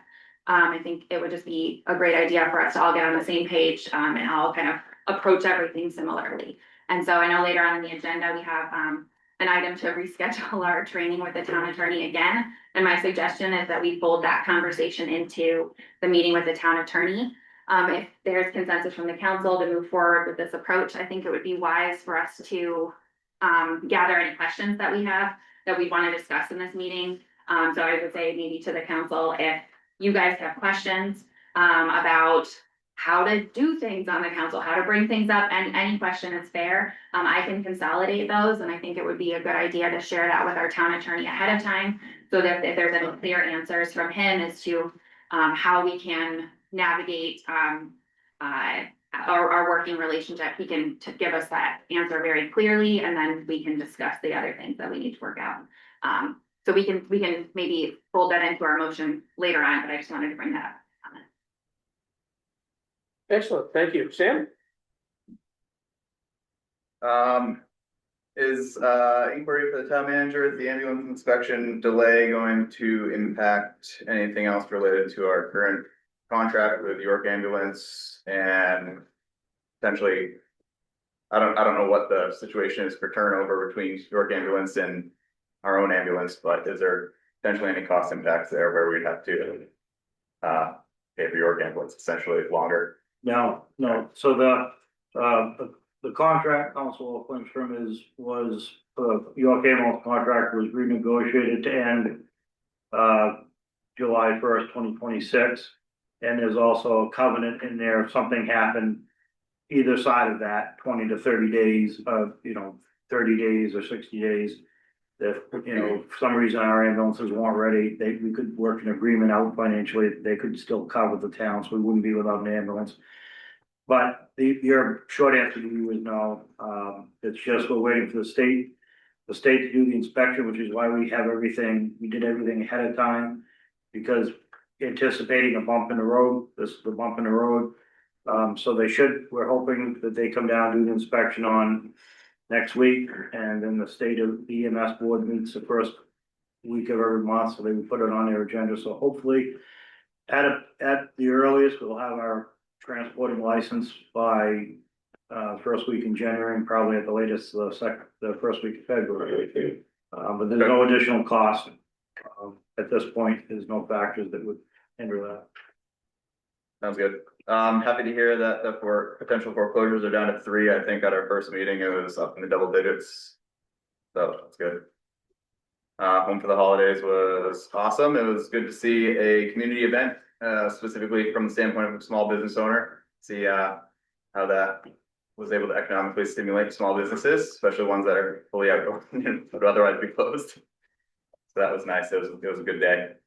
I'd like to at some point consider discussing the procurement policy and doing a full review on that. I know I've read through the slideshow from the CPA here, not only this year, but in past years. I think one year when I was in the audience, the same comment related to reviewing the procurement policy was on that slideshow. So I think it's due time that we do something about that. Also related, I know the town manager brought up the Bennett Lot Road, and I just want to make sure that I've read in the Southport Reporter, there's some potential issues out there, and I want to make sure that the town council is apprised to those, so that we're not surprised by anything. I have no other information about that except what I've read from the reporter, so I just want to make sure whatever's happening is, progressing and we're not surprised. That's all I got for today. Excellent. All right. I got a couple. One is I've spoken to a couple of department heads recently.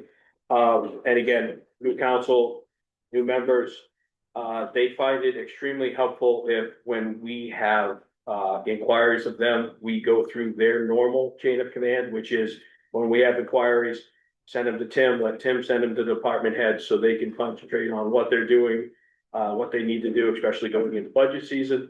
And he can set their priority. We will get the answers back. Tim will either report them back to us. But they have asked that the council, if we could respect their wishes to go through that proper chain, that'd be great. I'm guilty of it along with everybody else, just reaching out sometimes. So I will make sure I also follow that rule. Excuse me, sorry, because I know it's specifically related to something that I wrote. Nope, it's not okay. Related to anything you wrote at all. This is straight across the board of, we've all done it. I've done it in years past. Had a conversation with a couple of them. Their only concern is we now have 5 councilors here, 3 new ones that are gonna have a lot of questions. They don't wanna spend their time trying to answer the question 3 different ways. So if it goes through Tim, Tim can answer it without bothering them because he can get it to us. If not, it goes there, but it has nothing to do with anything you require about. Okay. Mr. Chairman, may I make a comment? Yes, sir. So there's, in the charter, it talks about that the council can't give employees orders. They work for me. The only, and there's no issue with answering the questions. I'll be glad to, if you send them to me, I'll chase them down to them. And it depends on how you get them to me based on, hypothetically, if Sam sent me an email saying my back porch is on fire, what do you think it's a good opportunity to call the fire department? Hypothetically, right? That will put to the top of the priority list. As opposed to, why are the plow trucks red in the town of South Berlin? It may not be something I get to Jay today because I'll prioritize for him tomorrow and say, answer this when you can. So I try to prioritize based on what they're doing, their workload, because I try to have an idea what they're doing. We're required to answer the questions from the council. The only issue that it creates is for the department heads.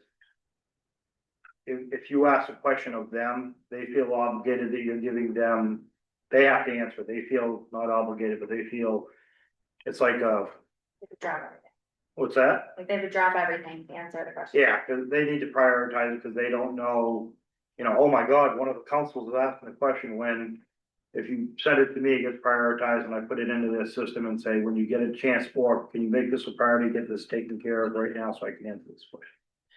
So it's just more helpful if you go through, then it doesn't feel like to them it's coming like an order, it's just a question. That's how we've done it in the past. I don't, you know, I try to get to all the questions, I try to get through all the emails. And certainly if you have something of urgent consequence, and as I told the board in the past, pick the phone up, call them. You know, you get something's happened to the road in front of your house, pick the phone up, call me, say, hey, Tim, can you have Jay come down, look at this, or this is what's happening? Well, we'll get Jay there, you know. Absolutely.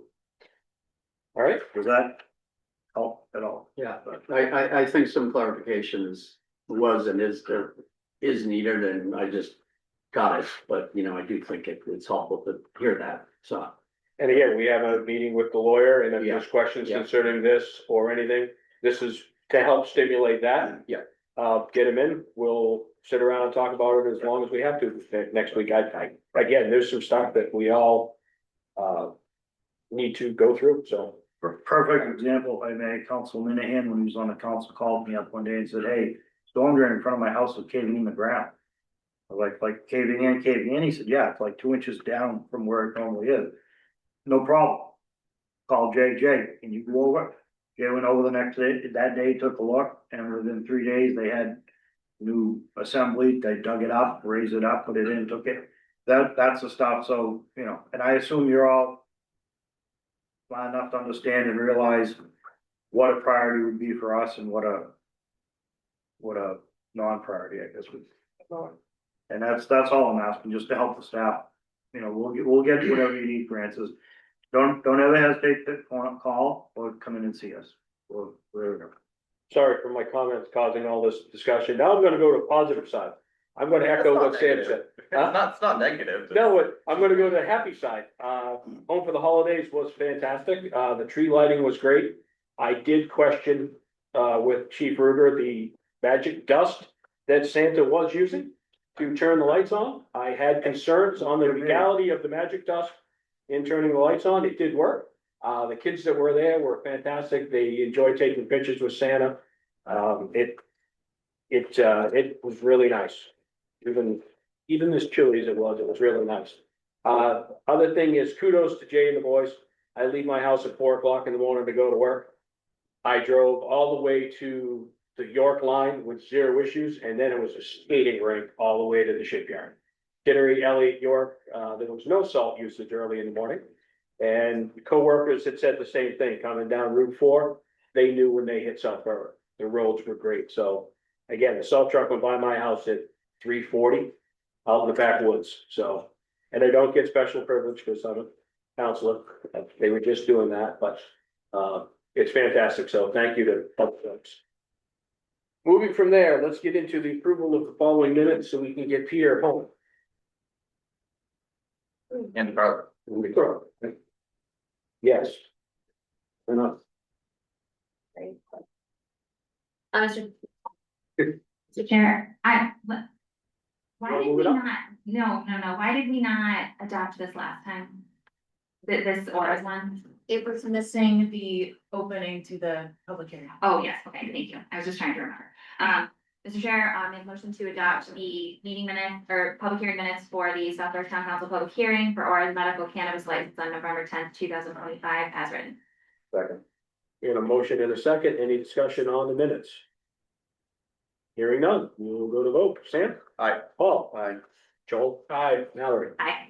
I vote aye also. Motion passes 5-0. Next in the bin is the South Berwick Town Council public hearing proposed consent agreement with Beckham Properties LLC.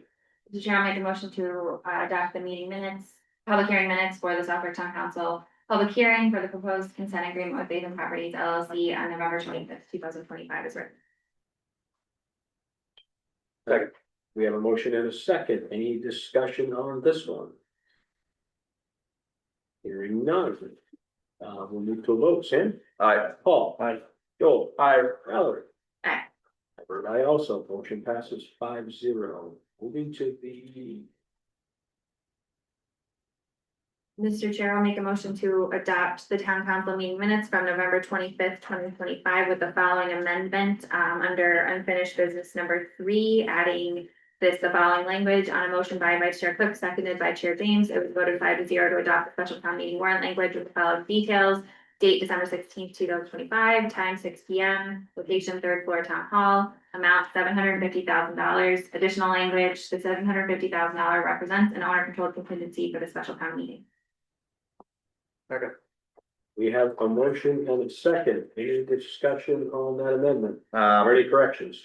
Yeah, on the final bullet, should it not read for the town hall renovation project versus special town meeting? Oh.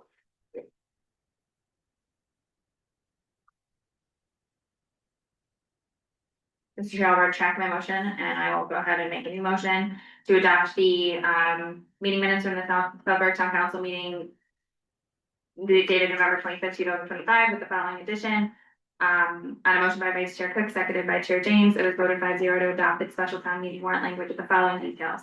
Date December 16th, 2025, time 6 P M, location third floor town hall, amount $750,000. Additional language, $750,000 represents an owner controlled contingency for the town hall renovation project.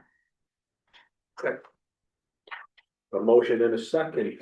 Any discussion? Nice catch, Sam. Hearing none, we will go to a vote. Sam? Aye. Joe, Joel. Aye. Paul. Aye. Mallory. Aye. I vote aye also. Motion passes 5-0. We will jump down to the treasurer's warrant. And we'll move to sign the treasurer's warrant dated 12/4/2025 in the amount of $1,151,350.95. Second. We have a motion and a second. Any discussion? Just want to point out that this one is large because it includes our monthly payment to the school district in the amount of $848,663.33. Thank you. Anybody else? Hearing none, I will move to a vote. Sam? Aye. Paul? Joel? Aye. Mark? Aye. I vote aye also. Motion passes 5-0. That takes care of all that. We now under reports and presentations. Peter Hall's here to give us our fiscal year 25 audit. Welcome back. So thank you. It's good to be back. I'm going to pass out some, not gonna pass out, pass out something. So I'll do this for everyone.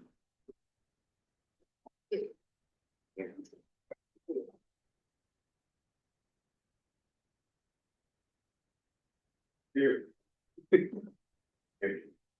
Mr. Chair, I have a parliamentary inquiry related to taking up new business after 9. If the new business starts before 9, is it okay to continue after 9? Yes. Okay. Yeah, we can continue until the wee hours. What I'm gonna do, Sam, actually, if you wanna make a motion, when we get done with Peter, Move it up. move new business ahead of unfinished, yeah, and that way we'll clear it all.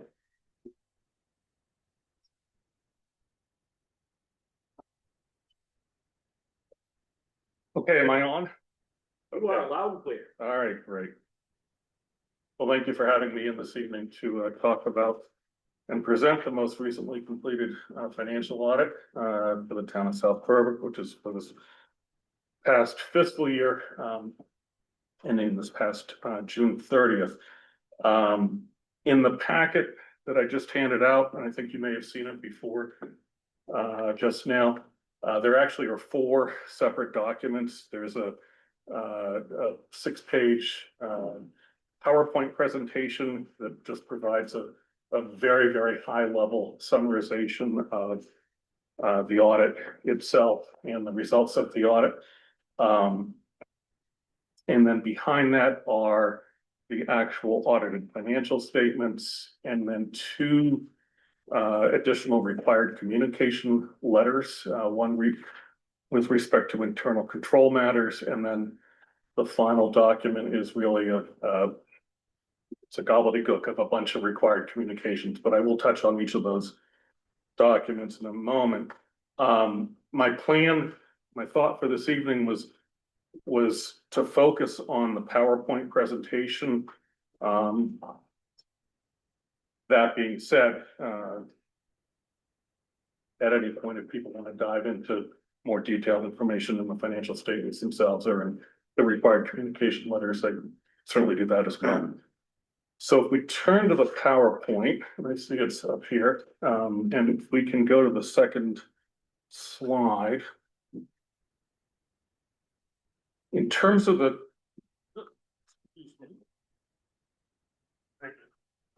In terms of the audit process itself, it went very well. And that's been my experience, for some number of years now, with the town.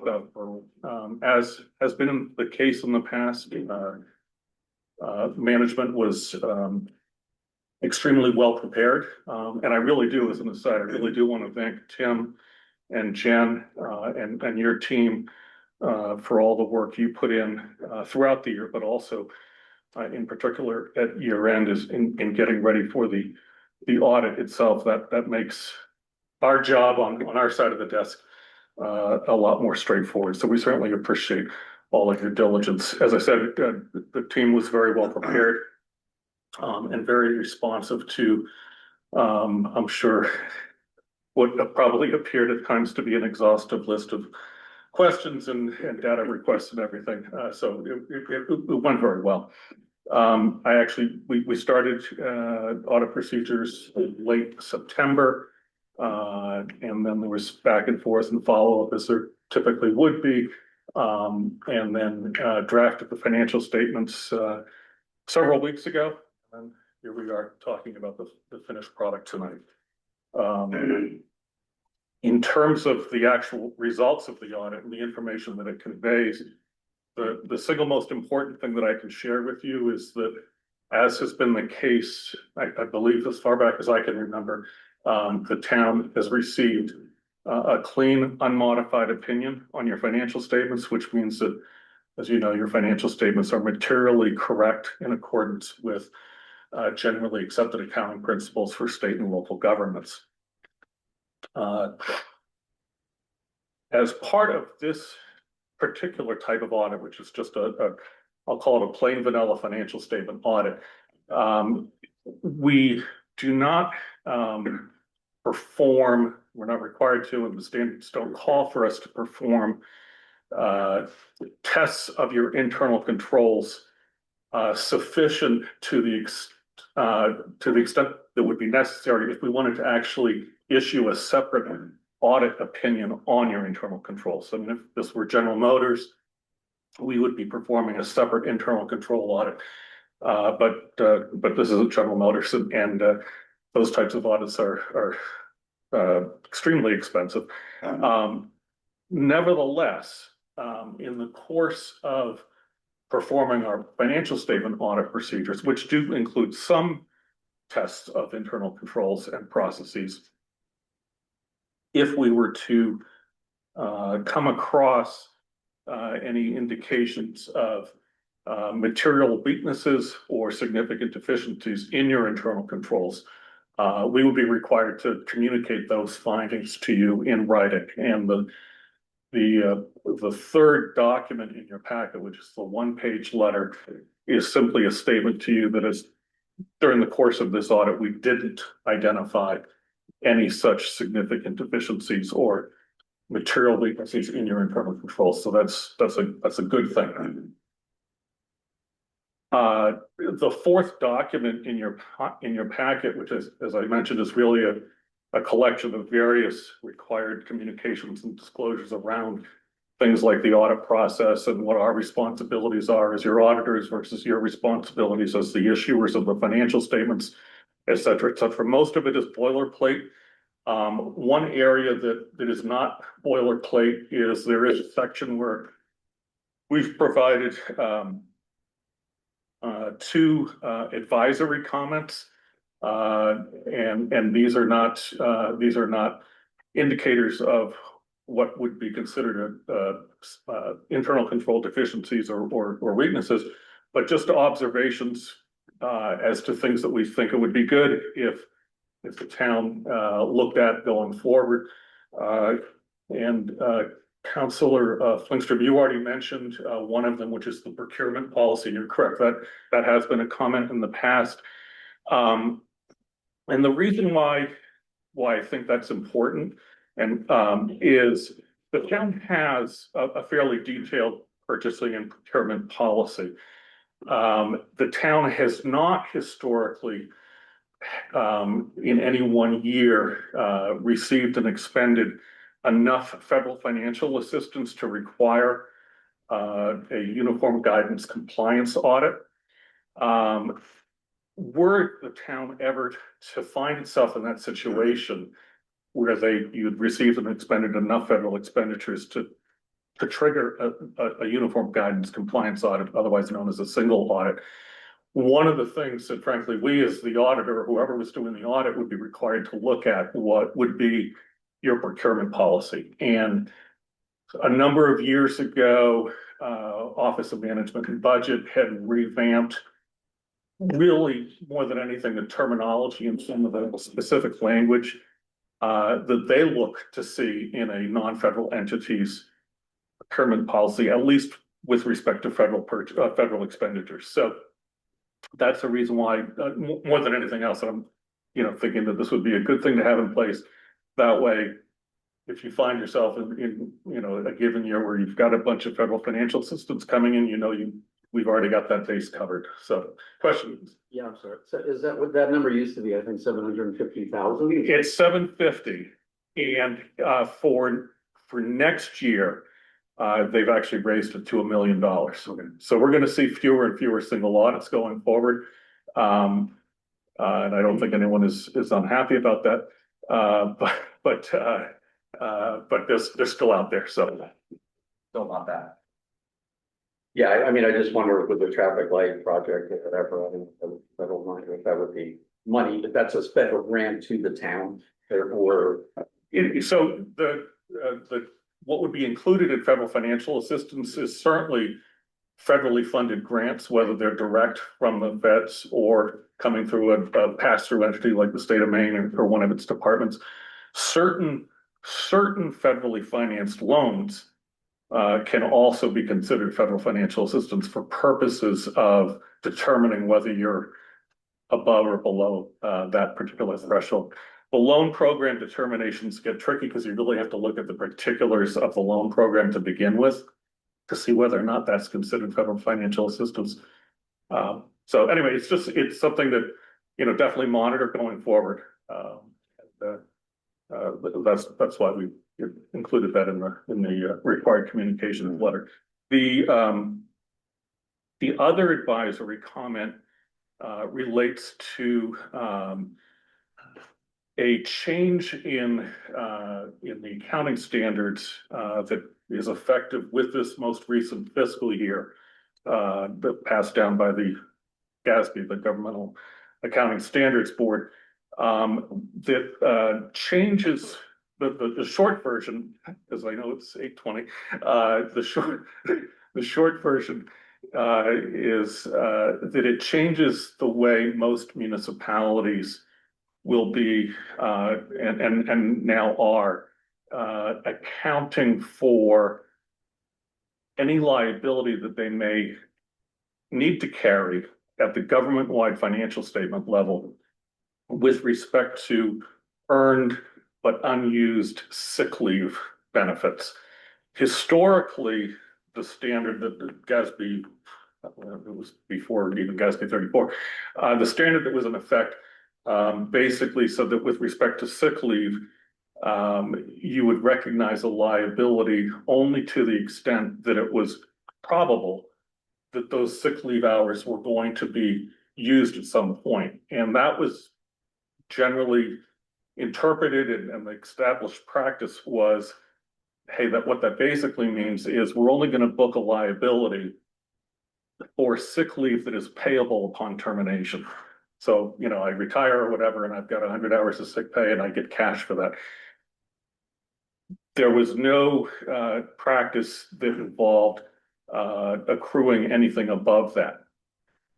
I want to say as a sidebar, none of this changes for a given municipality what the actual benefits are. I mean, you set that policy. I mean, Maine has a law that's been on the books now for a couple of years as well, but you set that policy. The only question here is how much of that total liability actually finds its way onto the balance sheet.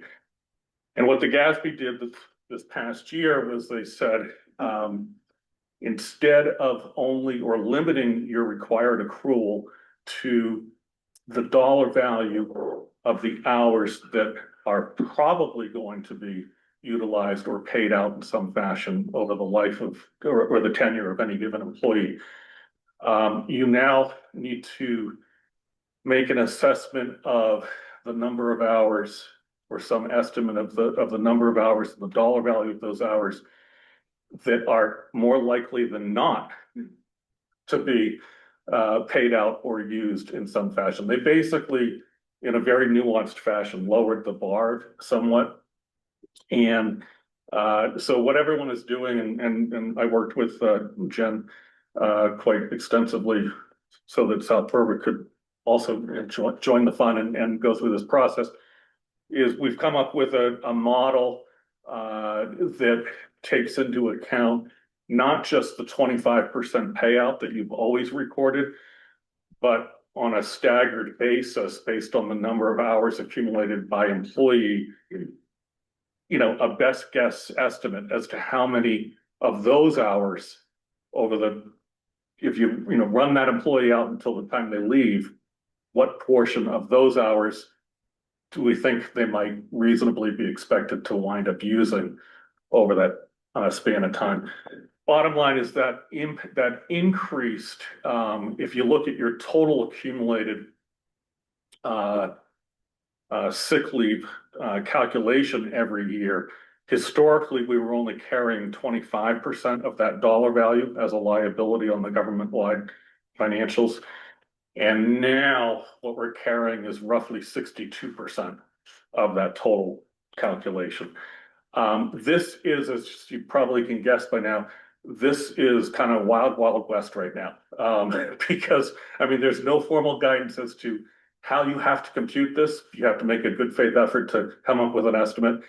But more importantly, and this is really where the advisory comment went, going forward, this is something that should be monitored every year to see, okay, you know, we came up with this estimate that for, you know, this group of employees based on how many hours they've accumulated, you know, how much did they actually use? And then start tracking some historicals so that we can truth and modify this estimation process. So this process can be, these estimates, the assumptions that go into it, they can be, and quite possibly should be changed or modified or edited on a going forward basis.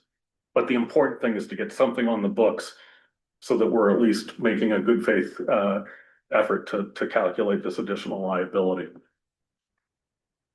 So if we turn to the next slide.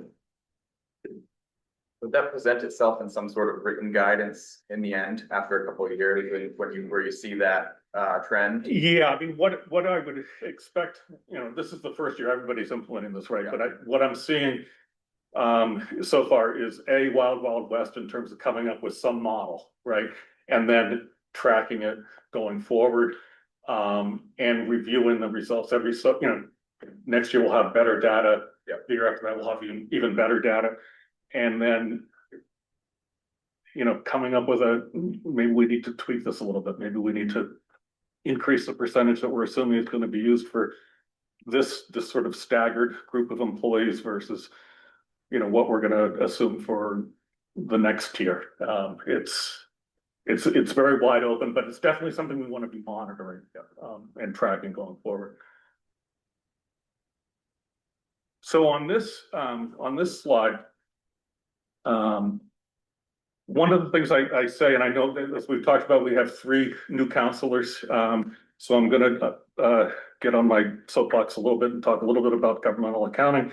But for many of you, this is old hat. Anytime we're looking at a set of municipal financial statements, it's important to realize that there really are, in a full set of financial statements, really 2 primary prisms the financial statements are being prepared through or being looked at through. The first 2 statements in any municipal set of financial statements are known as the government-wide financial statements.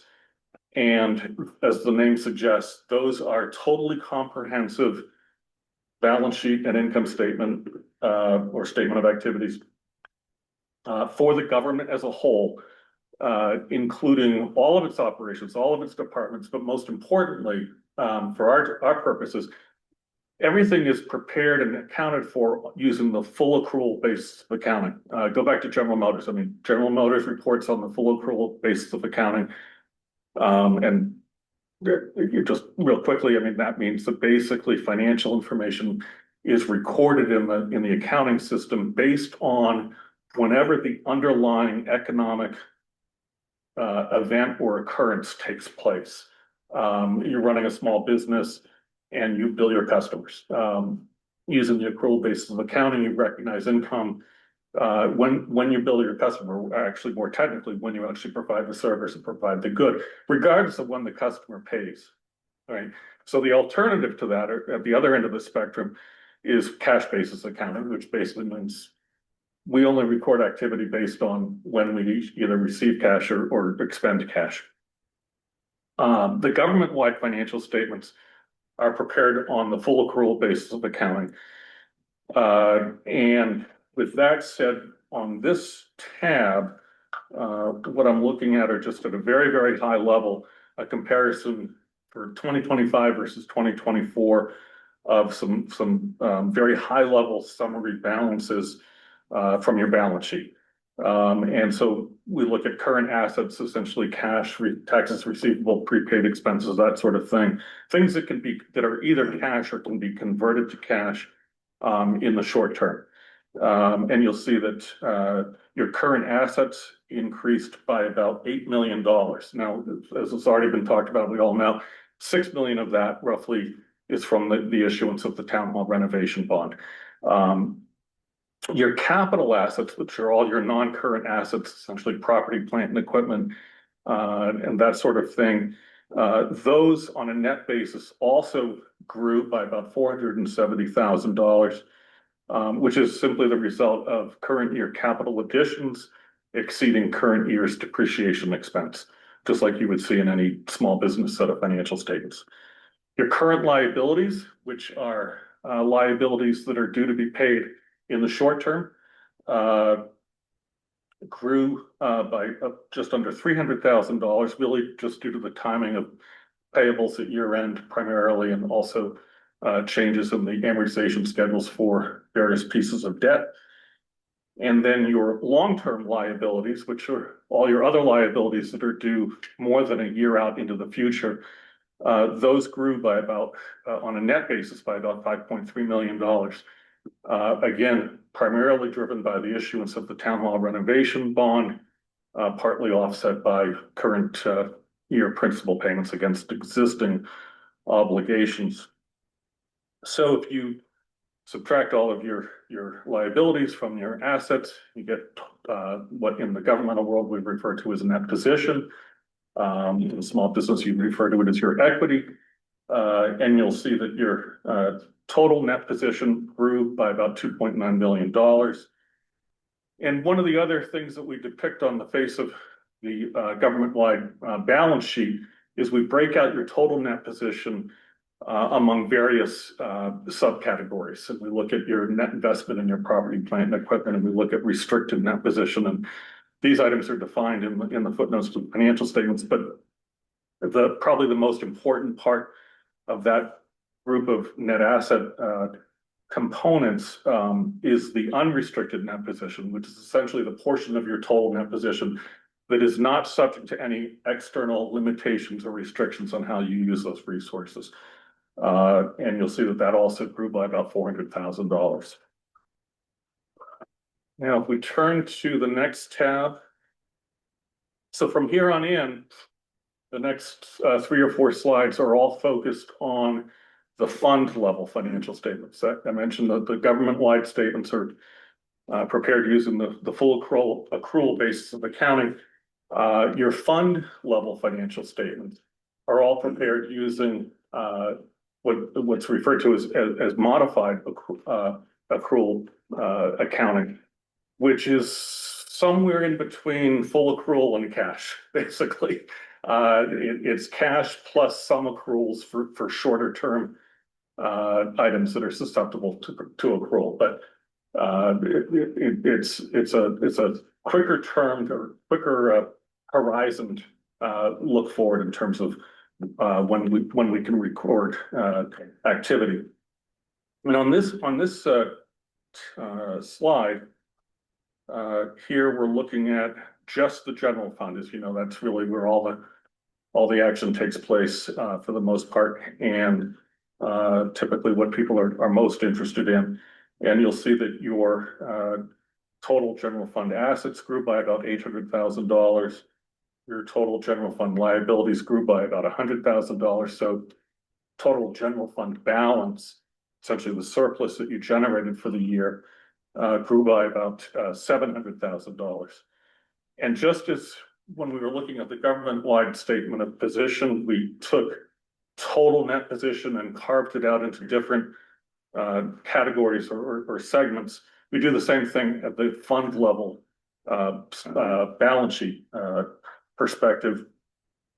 And in the case of the general fund, the most unfettered portion of your total general fund is your unassigned fund balance. And I know people were talking about that already this evening.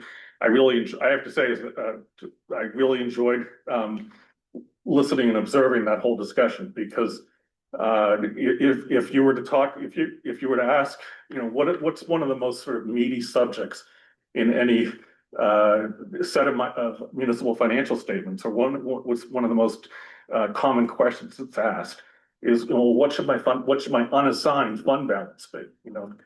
There are pros and cons, as we saw earlier this evening, in terms of having too low a balance, too high a balance. What does it mean for the taxpayer? What does it mean for the ability of the entity to properly respond to unanticipated consequence or events down the road that might have consequences financially? So there's, and as I've had other people, mention in other conversations, if you were to ask, if you put a dozen municipal finance directors and municipal auditors in a room and said, well, what should my fund balance be? You're going to get at least a dozen different answers. And there is no absolute right or wrong. One of the benchmarks that I've seen used has been essentially what your minimum fund balance policy says, which is 10% plus 1 month, which equates to about 19 percentage points. I've seen some towns use 25% or 3 months expenditures as what they want to keep as a minimum. I've seen some towns, primarily towns that only collect taxes once a year, where they basically have to live off of one big onset of cash inflow, and that's got to carry them through the rest of the year unless they want to do a TAM. So some of those types of entities might carry a 40 or 45% unassigned fund balance if you're looking at right after the tax, right at the end of the fiscal year, rather. Anyway, so for the town of South Berwick, your 6/30/2025 unassigned fund balance of about $6.7 million. That represents about 1/3 of your total general fund expenditures for the year. So you're above what your minimum fund balance policy would call for. So you've got some additional cushion in there. I was heartened to see in pulling together the financial statements that the 1.3 had already been voted to be used towards the town hall renovation project. And after that, it's really it's the kind of conversation you guys had tonight that's important, and making sure that all voices are heard as to what the appropriate balance should be. We know from COVID, right? You absolutely don't want to be too low. I live in South Portland, and not so much now, but over the years, there were a number of people that were very concerned that we were accumulating too much fund balance, and basically shouldn't those dollars go back into the hands of the taxpayers. So no right or wrong. You're certainly in a healthy position, but it's also good to be looking at how can we use that ultimately for the best benefit of the taxpayer. When does that money get moved? For example, this is June 25, and the vote to allocate the 1.3 plus from that fund to the town hall renovation. When does that money get moved from this account to the major funds for the renovation. So at the financial statement level, in terms of, you know, how the numbers are actually reported, that's already taken place to get to the 6. Okay, then that was the 8 that. Yeah. For Yep, exactly. Yeah, that's our, and interestingly, I mean, if that vote hadn't taken place until after fiscal year end, you know, then we'd have to look at how best to account for that, because the requirement for committed fund balance is that the vote has to take place before the balance sheet date in order for it to take effect as of that set of financial statements, which in this case it did, so. All right, I'm sorry for being long-winded. I'm gonna try and speed up here. If we flip to the next tab and we've done that. So here, and this is this is a really, really gross oversimplification of information that's in the audit itself. But here, all I'm doing is looking at all of your other governmental funds, your TIF fund, your town hall renovation fund, all your capital project reserve funds, all that stuff, your permanent funds, special revenue funds, everything is basically, for purposes of this slide, just thrown into one entity. And all I'm really depicting here is that if you look at that group of funds, your total assets from that perspective grew by about $6.7 million. Again, $6 million coming in from the bond issuance is the big driver there. Your total liabilities among those funds actually fell by about 430,000.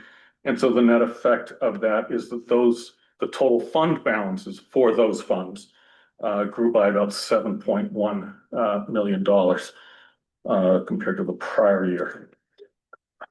Now, on the last tab, what I'm doing here is just depicting visually your general fund budgetary performance, actual budget versus actual for 2025.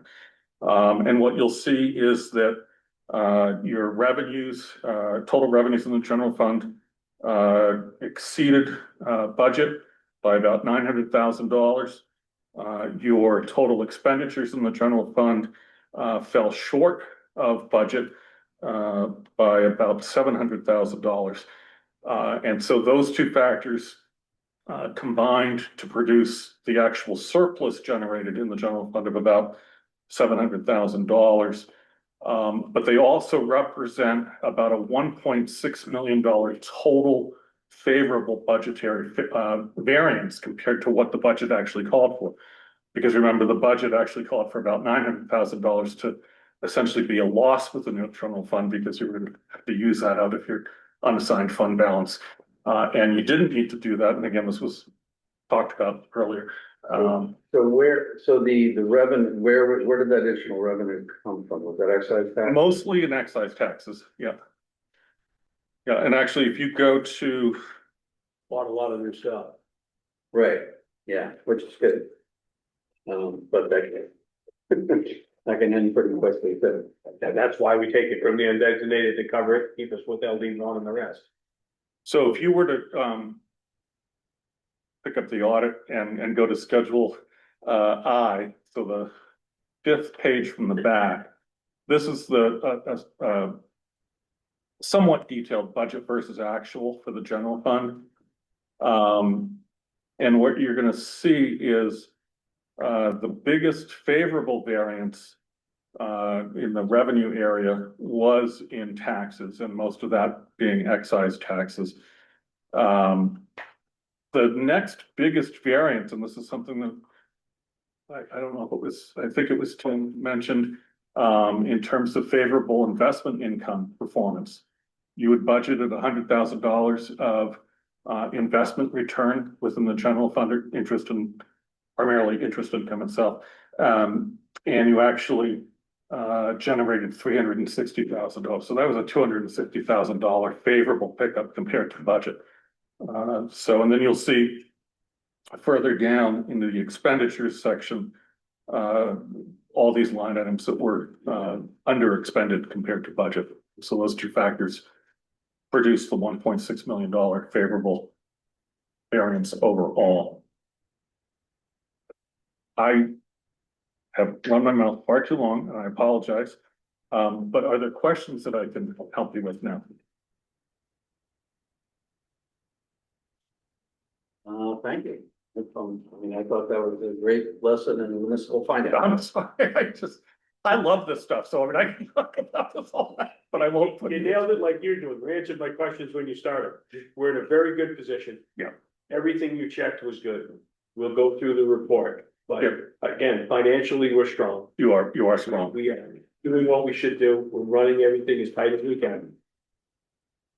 And this is sort of, I'm taking off my auditor hat for a second, but I have to say, I mean, usually when I've come to this meeting, I somehow just managed to get here like just before I'm supposed to go on stage, so to speak. I was really heartened to watch what I watched tonight. And I made mental notes to myself because what I saw was, you know, a healthy representative democracy, local government in action. I mean, that's my opinion anyway, and for whatever it's worth. So I thought it was a neat thing to watch. I want to write that publicly. We'd love to post that. It's part of the public record already, right? Back to us next week. Yeah. Make sure that's bold, please. I do have a couple questions. Sure. Notes section. Yeah. And this is just more informative questions for mine. The deferred compensation plan, it says the contributions were only like $3,900 for the year. That would just, from reading it and not really knowing much more information about that plan, would indicate to me that it's not really being utilized or. Yeah, and I don't have the breakdown, but yeah, I mean, most of your staff are fully participating in main purse. Yeah. And this is very commonly what we see when a town has both a defined benefit plan like main purse and then has some sort of a defined contribution plan like this type of 457 is we usually see much less activity in the latter. So yeah, it looks like and just remember those two, that's just the employer, you know. I was just reading what that fund is and then the note that it can essentially be spent anyways. Right. So just something that piqued my interest tonight. And then for the defined benefit pension plan, there's a table at the bottom of it. I was just curious about it looks like a forecast of values from next year to 2029. Oh, I was just curious. Is this what you were thinking of? Yeah, like how it goes from that 300, I think it is something, to like a negative number. So this is interesting stuff from my standpoint. So you open the door, so. You have to keep this door very, very short. Okay, all right. So when the GASB came out with, none of this stuff used to be reported, okay, at the municipal level, which was a big problem because we all knew, you just pick up the newspaper over the last 30 years. I mean, all these stories about unfunded pensions and unfunded pension liabilities, blah, blah, blah.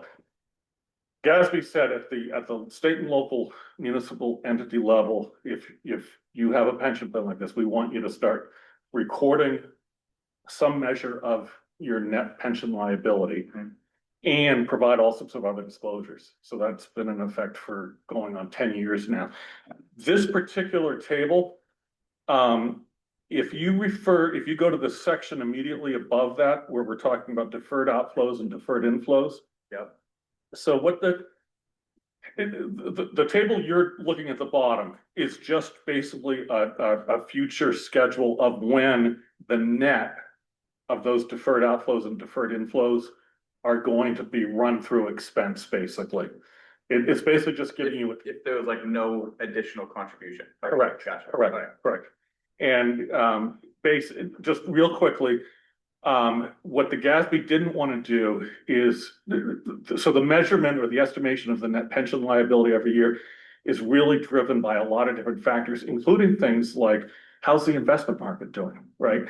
And what they didn't want to have happen was reporting entities, net pension liabilities that they were reporting on their financial statements being subject to these huge swings. So there are certain factors that get calculated into computing the net pension liability that even though the net pension liability reflects that change 1 year to the next, the income statement effect of it gets pushed into the future. It's kind of like depreciation on a fixed asset. And so basically that's all of this is talking about, but, I don't know if that helps at all. Yeah, no, it does. Okay, great. Nice work. All right, I'm gonna, Sorry, John, I have one other wicked quick, super. You guys understand 9 o'clock, right? I do know that. Just, I don't wanna cut Peter off, but no, I'm sorry, It is, Oh, good. it is okay. Go ahead. Quick. Fire in front of you. So we heard earlier that we had $8,414,000 in our undesignated fund. You made the comment earlier that the 1.35 is already promised for the project, and that's not counted in that?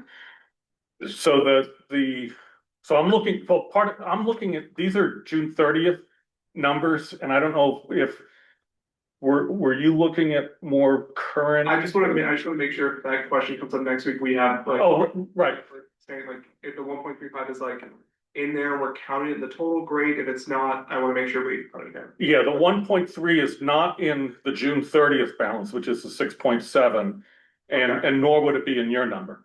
the one Jen gave during the meeting, the answer is with it subtracted already. Of the 6.8 million. Yes. With it out.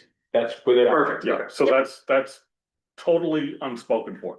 Perfect. Thank So you. pretend there was no 8 million number. It doesn't Right. exist. Okay. Right. Doesn't exist. I'm gonna adjust my numbers right. Anything else I can help you with tonight? Okay, all right, thank you so much for your patience. Have a safe drive home. It was very good to see all of you. Boys, here. Yeah. Pointer, you gonna make a motion? Yeah, I move to consider new business item number 2 right now, prior to unfinished business. Let's move all of it. Alright. I feel like the thing we need to prioritize first is we need to, the one thing we for sure need to take care of tonight is number 3. That's my opinion. We need to for sure get that locked in. before- Carla's sitting in front of us. I know, but in terms of council action, we're scheduled to meet with our town attorney next week. So we need to do that. Oh, unfinished number 3. Oh, yeah, Gotcha. I thought you were sorry. talking- Did I say 2? Yeah. Did I say 3? So, Mr. Chairman, point of order. Yes, sir. So it doesn't mean you can't continue with your business after 9 o'clock, because you can't start it. Correct. That's why I wanna finish new business. Does this mean new business, like the terminology, new business, you know what I mean? What can we? This is a situation that we have not encountered really ever. So I'm gonna go, my view of this is items 1, 2, and 3 under new business. Right. All right, I'm gonna make a motion to move items 1, 2, and 3 of new business above unfinished business. Second. We have a motion and a second. Any discussion? Sam? Aye. Paul? Aye. Joel? Aye. Howard? I We're good. Trust me. Okay. I vote aye also. Motion passes 5-0. Moving on to that. Scheduling new business, schedule workshop for fiscal year 27 budget priorities. That will coincide with the unfinished business one. So I move we schedule a workshop for December 2nd. That's the one, I'm not sorry, it's 2nd, what's the date? Yeah, we don't have a good suggested date for this. I thought we had one. When So we- this is the sheet that's old. Nope, no. So that's for the town attorney. When are we meeting with town here? Next. December 17th. That's the one you want, this at the same time. This is a different conversation that I mentioned earlier. So we had already, Yeah, we come on. have a legal training with the town attorney, and then I had suggested having a reporting norms Okay. conversation. So. Pick a date for this one. Yes, 7th. Anybody have a date? Tim's saying the 17th. This has something already been communicated to the lawyer. Yes, but the lawyer is December 17th. No, that's correct. We're talking about Workshop. Workshop FY for, 27 budget priorities right now. yeah, I mean, can that go to the beginning of the new year? I think it needs to. Yeah, first January, January first 6th. January meeting. How about January 6th? Does this need to be a separate workshop, or are we holding this in with a regular meeting? At this point, I think we've proven to ourselves that this council cannot hold a workshop in with a meeting. We need to stick to council business for a council meeting. So I'm gonna make a motion to schedule workshop for FY 27 budget priorities on January 6th at 6:00 PM. Second.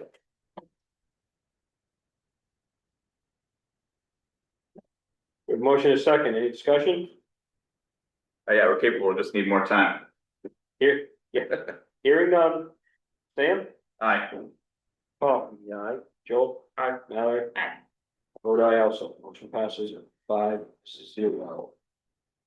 DeCarlo, we'll get to you in 1 second. Actually, now we'll go with, That is what we go to. No, I'm worried about unfinished business number 3, not getting. right, but it's not new business, so we can take it up after 9 o'clock. Oh, okay, sorry. I missed that. That's Thank why you. I'm not worried about it. Thank That's why you. I'm trying to, that's what I was trying to bed. I understand it. Yeah. I was not following. Interview for the comprehensive plan committee. Mr. Chair, I make a motion that we schedule an interview for the candidate with comprehensive plan committee ahead of our council meeting on January 13th at 6:00 PM. We already have a different interview scheduled at 6:15 that day, so we can come in early at 6 and do both. Second, any conversation? Hearing none, Sam? Aye. Paul? Aye. Joel? Aye. Mallory? Aye. I vote aye also, motion passes 5-0. Okay, DeCarlo, you are up and everything else can take I'm place. sorry, don't be that guy. I'm really sorry. Sorry, Carlo. Just double check it. So looking at the rotation of meetings, our first town council meeting for 2026 is January 13th. Yes. Mhm. Yeah. I will be out of the country. Okay. We're good. I'm good here. Yeah, no, that's why we have 5. Yep. It'll work. Perfect. I think to the extent we're able to just like make sure people know that ahead of time, that's great. Not dismissing your ability, but we're good. We're good. I'll be very different concept, so. You can phone in from, or. I can know. DeCarlo, you are up, sir. Right. New business number 2. Good evening, everybody. Thank you for having me. So I'm actually going to share my screen because this has to do with state legislation that was passed this past July. So basically, new housing legislation was passed in late July. I presented on the prior council on this. Within growth areas, if you have access to water and sewer, your density is going up to 32 units an acre. And so this map that you see before you today is on your GIS. Anybody can view it if you go onto the town website. The green areas that you see right here is our growth area. The blue is our water lines and the yellowish is our sewer lines.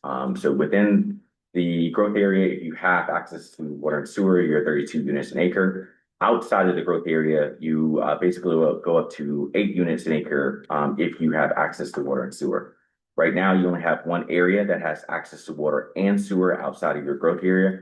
I want to have one caveat to this discussion is that there was a discussion on rulemaking on what considered is public water and public sewer. One question that went to the Attorney General and still outstanding is that a public water and public sewer definition. So basically, there was a question by members of Elliott that basically said, well, technically isn't a shared septic system and shared well public water and public sewer. And so that question is currently out. If that does meet the definition, that means that, yep. If that does meet the definition, that means that those areas outside of the growth area will also get 8 units per acre if those count towards that. Today, because of that July legislation, you basically, we need to start talking about if you want to shrink your growth area because of the 32 units per acre. And that is why I've altered my priorities for the $100,000 that we put aside for planning studies. $100,000 does not go far with planning studies. As you well know, to give an example, we were given a grant for our open space plan of about $75,000, no cost to us. However, a map was not included in that. And so we got just an initial estimate of how much will it cost for us to get a map of the areas that count as our open space areas. And the first estimate came back $46,000. So we're talking about a substantial amount of money. You cannot do all your priorities for the amount of money that we have put to the side, and so we have to prioritize, just like we have budget, we had a budget. And so this is going to be based off of a discussion with you all, the council. Do you want to shrink your growth area? And that is going to determine basically everything else. If the answer is yes, we do, because of how large our growth area is, then we have to I have to allocate money towards doing so. If the answer is no, then I will continue forward with the priorities that we have here. Can I just clarify on that? So basically on the math topic with the $46,000, I've got updated math, that comes into play if we decide to change the growth area, or regardless, we need the math. You currently have an incomplete open space plan draft, but it does not have a map. Okay. And so in order to reflect the priorities, your political priorities on what areas should be open space, both in the rural areas and in the growth area, like what areas downtown should be open space and how you should develop those. You're going to have a map. It's your priorities in actual print form. So that is outstanding. So hopefully that answers your question. So if you're looking for a consensus, give or take from us on shrinking or leaving the growth area the way it is, I'm gonna be unpopular and say we need to shrink it. Because if we stay with that size growth area, we are gonna overpopulate huge. We're gonna overtax and burden our water and our sewer. I mean, our system is barely holding by now. I would probably second that. And since I was partially responsible for drawing that growth area, you can take that as you may. I think that was put together prior to 1829. Correct. I mean, I don't think any of us envisioned that the state would change a law that would allow 32 units an acre when we put that out there. Correct. So I think there's some sense actually that, absolutely in trying to shrink that area. I would be cautious about shrinking it too much because I do think we need more housing. And I would also encourage us, if we are going to do that, to actually address affordable housing as we look to shrink that area. How we're going to specifically deal with affordable housing. I do have a comment on the open space plan map. I think the 46,000 is excessive. I was involved with the initial creation of the old open space plan map, and I think we did the entire project for like $15,000 or $20,000. So I'm not sure what went into that number. I would really hope, because I think these are all really good projects, DeCarlo. Yep. I know we need to prioritize. Yep. I think the growth area, I think dealing with 1829 has got to be done right now. I mean, we have 6 months. Which is a lot of work for you to do in 6 months. Yep. I would like to see the open space plan map done, but I think that could be certainly whittled down. Yeah. And I would encourage you to work with either SMPDC or Ray Pierce or anybody to see what you can get a better price on. Yep. So that price is from SMPDC. And as you know, SMPDC is usually way lower. But from us, from staff's point of view, there's got to be a cheaper way to get that map done. So I'm right with you with that. All right, but I wanted to give just the price initial price, so everyone knows that. Yeah, so do we need to spend this? No, I'm we have to do this in the next 6 months, like do we need to do all these studies within the next 6 months? So no, you don't have to do all the studies in the next 6 months, but this is on your chopping block of, this is reflected in your plan for both your, your downtown revitalization plan and as well as your, your comprehensive plan as well. Right. So these are all projected that you needed to do within the first year on action items. And so I started prioritizing those. But the highest priority, regardless of any of what these plans say, is going to be your comprehensive plan. Right. So, excuse my ignorance, the growth area is defined by the town in some manner or other document? Within your comprehensive plan. Okay, yes. Yeah. I was scrolling through and I couldn't find a map, but maybe I just scrolled too fast. It's way at the end. Okay. It's like the last page of the comprehensive plan. Page 289. Correct. Okay. So, I mean, you know, if we're just firing out priorities, I mean, I'm partial to shoot town park improvements, but, you know, that's just me. What is it that you need from us tonight, Carlo?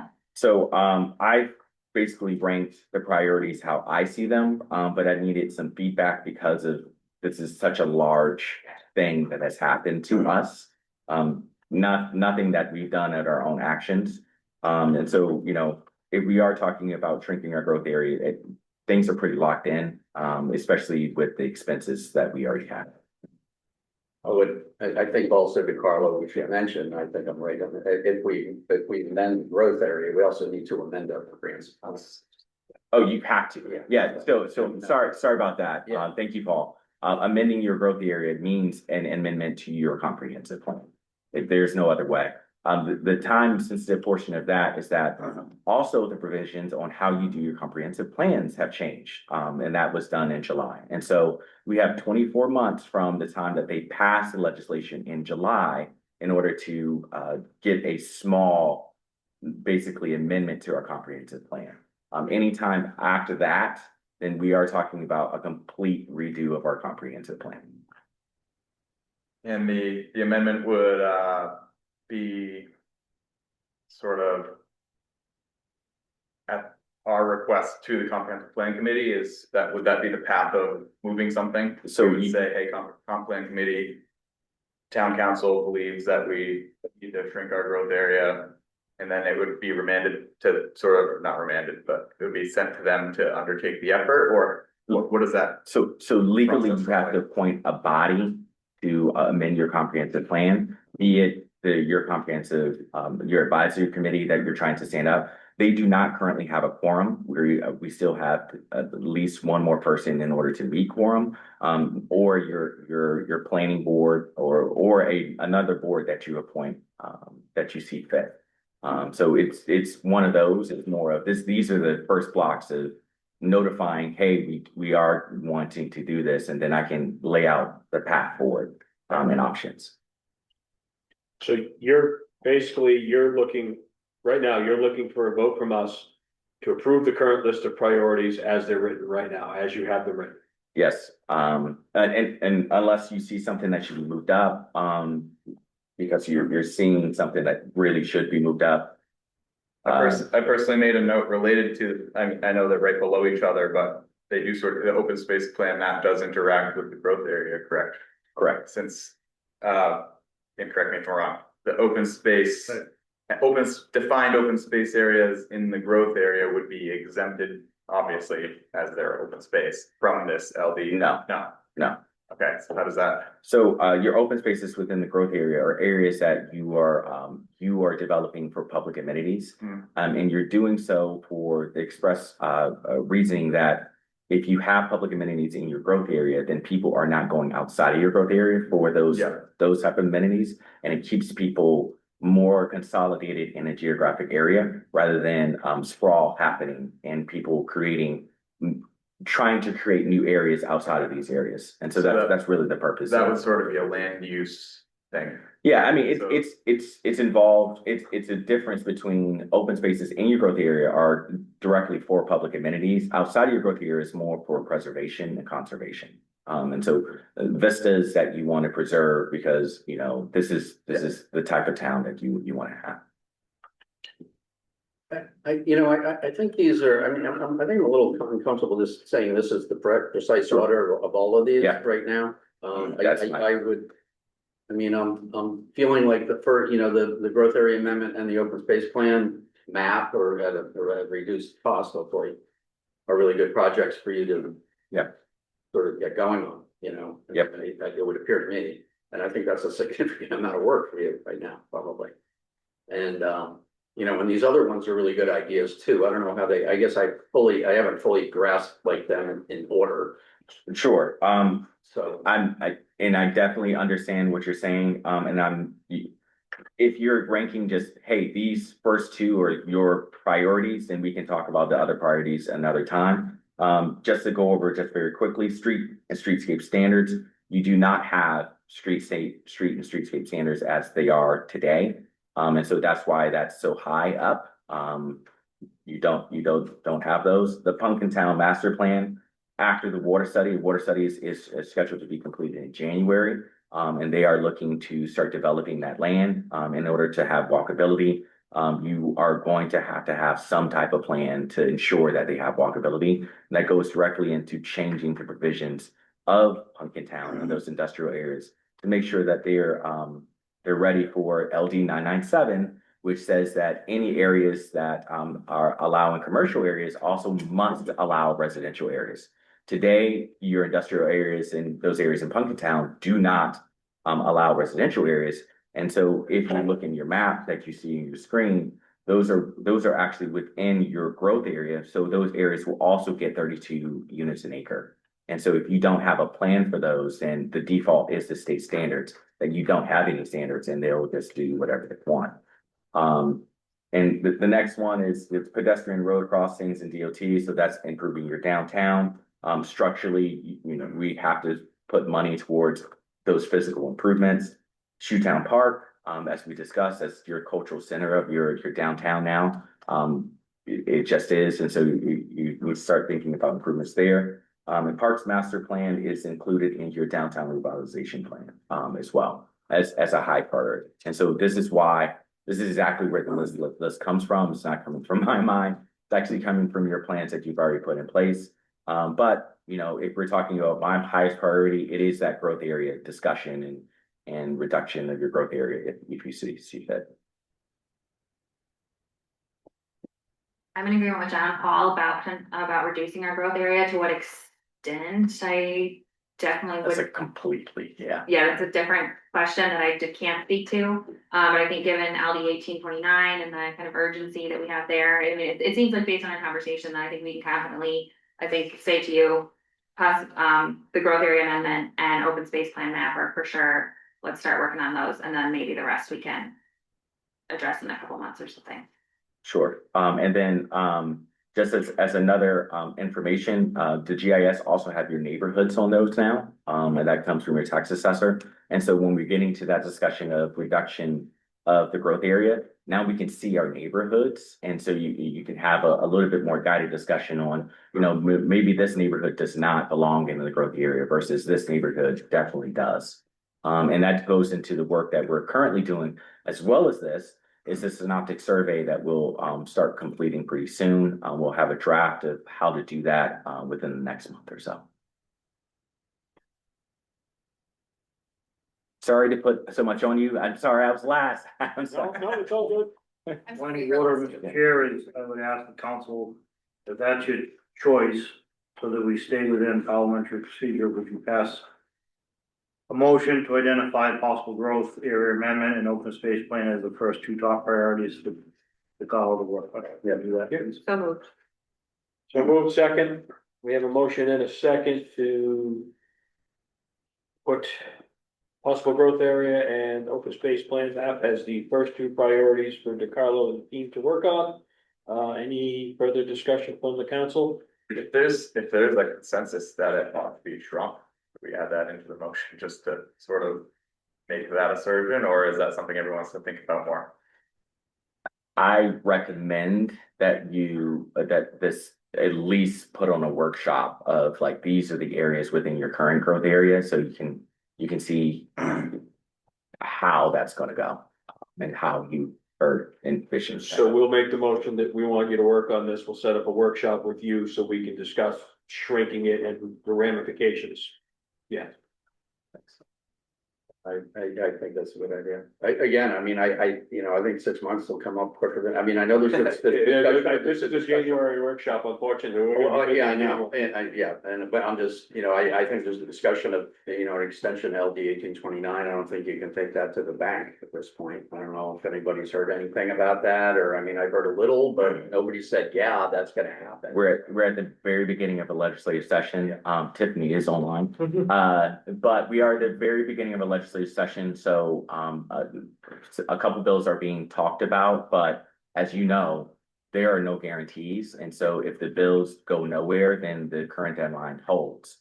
And so I'm always on the more conservative side of no, we need to have a plan on the current laws as they stand today. Based on the last vote for 1829 and how it all was rank and file, I don't see anything moving that, so that's just my personal opinion. On that, we have a motion and a second. Any further discussion? Hearing none. Sam? Aye. Paul? Aye. Joel? Aye. Mallory? Aye. I vote aye also. Motion passes 5-0. To Carla, you got some work to do. Thank you. Thanks, Carl. All right, now that we've given to Carla a late night, moving on to unfinished number 1. Scheduling a workshop for the personnel and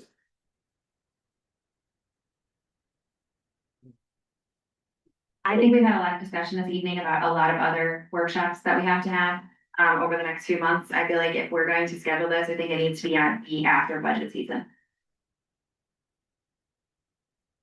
Yeah, I also think that, as far as some of the, concerns I raised at the first meeting, I believe that, at a future meeting prior to that, I think there's a couple amendments that I could propose that are palatable and would affect the, change that I was sort of being wanted done, if accepted. again, the only caution I have there is before we make changes, I want legal and HR's buy-in because it was written by HR. I understand the policy handbook. I understand some of the concerns.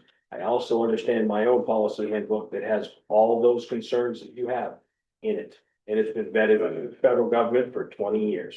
So I'd like to have them in it, get the amendments. Let's get it through HR and legal to make sure what you want to change. Let's get their buy-in from it. That's all I want to do. All right, so we table workshop or.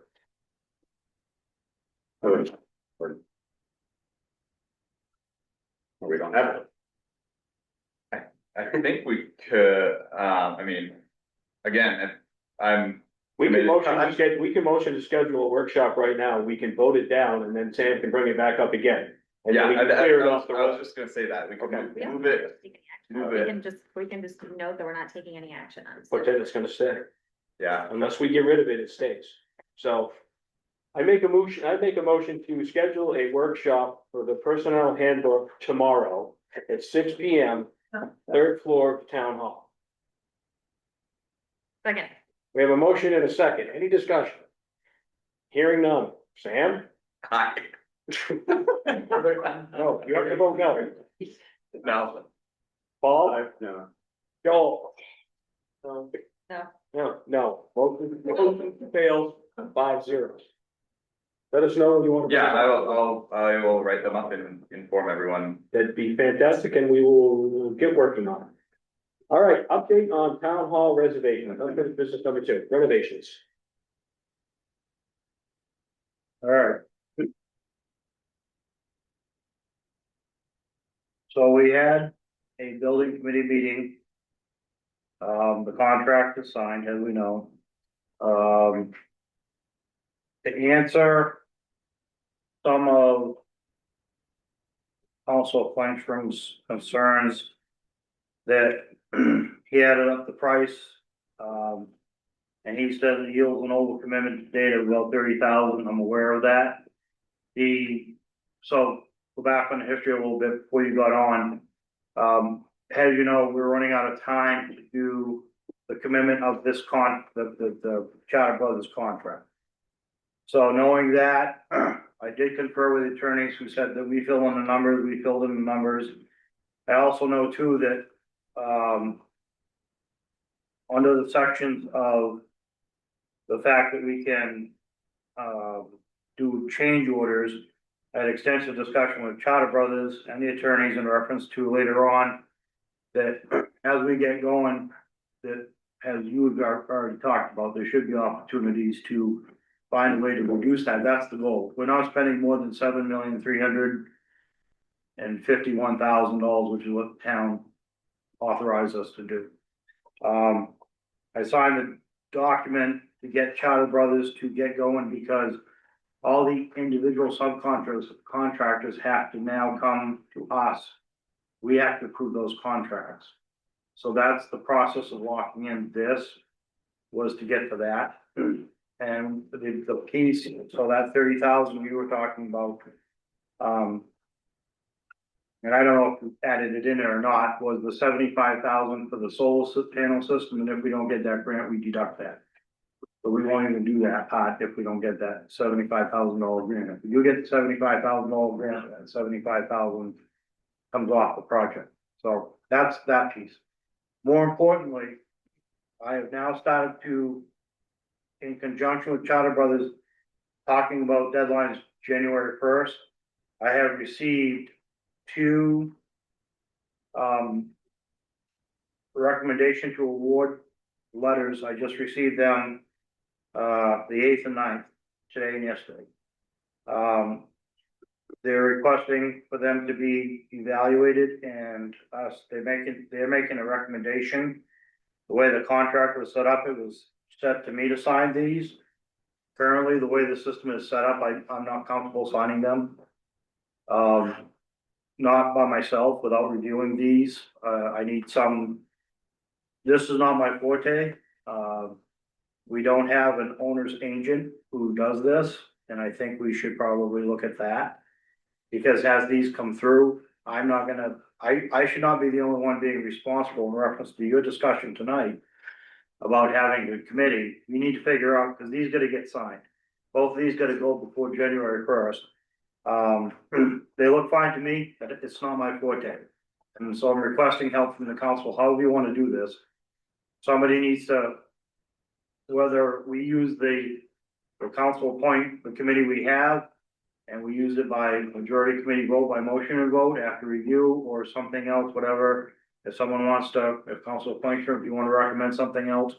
I have two of them here, and a bunch more are gonna start coming in. And we need to review them and get them authorized, how we're gonna do that. Well, at our meeting, if I may, at our meeting, Charter Brothers noted that they would send these to us, but it wasn't a contractual requirement. It was sort of a courtesy to review, because they noted that there may be some instances where, for quality of work or other reasons, they wouldn't recommend the lowest bidder, and they wanted to inform the town of their recommendation. But from a contract standpoint, it was my understanding, and I haven't read their full contract, that we don't have to sign anything. Obviously, it's respectful that they do that, and it's good to review things as it comes to us, but I don't think there is a obligation to do so. I think it was set up in the contract for us to authorize the subcontractors, I think. So.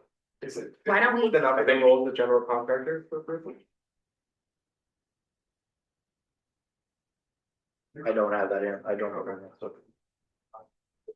Can I suggest, is this something that we can kind of work out and clarify with Charters Brothers on Thursday at the meeting, and just make sure we're kind of thinking about this the appropriate way? Yeah, I just need to have, I just want some kind of guidance as to the authorization of these expenditures. Yeah. Go ahead. Yeah, I'm not an expert in this either, so I feel like, putting me on a committee to review these things would be a use of anybody's time, including my own. I know that you two are already involved. I mean, you've been meeting. I'm glad you're involved now too. So, I have confidence with you two and Tim and Jen and whoever and the team that, any issues or concerns that might arise can be, brought back to our attention in, a fairly quick manner. And if immediate decisions need to be made, we can do that. I guess it's a long way of saying, I'm not sure I see a need to, at this point in time, to have that committee. Because I'm comfortable with the team that we have in place with you two on. Yeah, I'm okay with it. I don't have an issue with it. Sam and Mallory working in conjunction with Tim to do it. I don't have an issue with it. And we would bring our advisement back to the full council. Okay. Yeah. Absolutely. Yeah. So does that work, Tim, if we kind of plan on Jen, Tim, Mallory, Sam, kind of as the four of this group that are represented there to kind of weigh in on these decisions, and if we need to initial or co-sign or whatever, we can do that? Yes, but so once they're signed, you want me to bring them back to the council for council confirmation, or do we just issue this? Cause the problem's gonna be, we're gonna run into overload. Yeah. I think we're basically, and we can make the appropriate motion, but I think what we're saying is that everyone is good with that approach of between Jen, Tim, myself and Sam, who are involved in the town hall meetings, for us to kind of consider the contracts that are coming over from Charters Brothers, give the A-OK, and then just come back to the council and say, hey, this is the decision we made. Yes. Not, hey, do you also agree? It's not coming back to us for a vote for confirmation. Yeah, just an update. And I do have an email from Mike Bean that says that this is not a strictly contractual obligation, but it's part of how we collaborate. Yeah, So but I still just want, I hear you though, I just would rather have, you're more of an expert in this field than I would prefer 2 or 3 sets of eyes and the finance director. Let's all initial this and then I'll sign it and then I'll advise the council. The next meeting, these are the contracts that we recommended and we sent them on, just so that there's better transparency in the process. That works for me. And also just during this meeting, if you could clarify with them as their role as the GC for the project, is this not their responsibility to vet? It is, Contracts. it is, but it's with respect, It's it's with respect to letting us know. Yeah. So like, okay, so it's, you guys aren't really saying like thumbs up or thumbs down, that they're saying. no, this is and it. there should be some boilerplate language disclaimer on our signature back to that. Yep, that's stating essentially that. Yeah, we're not being held accountable for hiring. Yep. Oh. That's all I had unless the committee has something else that they wanted to add. That was my biggest issues. I would just like to say that, from the, public hearing this evening, was taking lots of notes. I've got a lot of information that, I think we need to cover next week at the special town meeting. I'm hearing very clearly that we have a lot of work to do to kind of make the case and explain this to the public. And so I have a big old list, of stuff to put together into that presentation for next week that I definitely want to talk with the group about on Thursday. But I'll take the lead on that, but I'm hoping for a little bit of collaboration from the entire project team and helping with that. All right. So. Sam, did you have anything you want to add? No, I don't think so.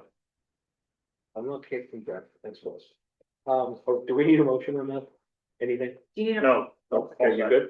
Yeah. Okay, so moving on to our final item of business is reschedule the town council training with the town attorney. Also with that motion, we want to tag into what Councilor Cook brought up earlier in her comments of any questions anybody has on how we operate, questions we can do, how we operate in email and whatnot.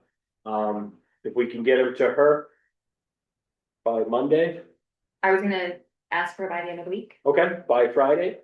So she can compile them, get them to the lawyer, then Ben can address those. We can also ask more while we're with him, but he could actually come with those answers to us. That's on the 17th. It is, if somebody makes a motion. Mr. Chair, I make a motion to hold a training workshop with the town attorney, as well as talking about town council working norms on December 17th at 6 p.m. at the town hall here in Riverport. Second, we have a motion and a second. Any discussion? Just for those of you, if you, like as John mentioned, just any questions, just brain dump any questions that you have, and you can send them over to me, and I will just compile them, get rid of duplicates, and then try to get those to Ben. Would it be possible to have an end time set for 8 p.m. Wednesday, it's the vote for Jack? Yes. I don't, you generally usually last, depending on how many questions you ask, an hour and a half. So it generally doesn't. Seems like plenty of time. Yeah, expensive there now. Just usually it's that long. It's just. No, his presentation to us is usually 15 or 20 minutes with our responsibilities. I'm not sure if it was like 2 hours. Yeah, no. No, it's very, very short and brief, just touches on our code of character and state that.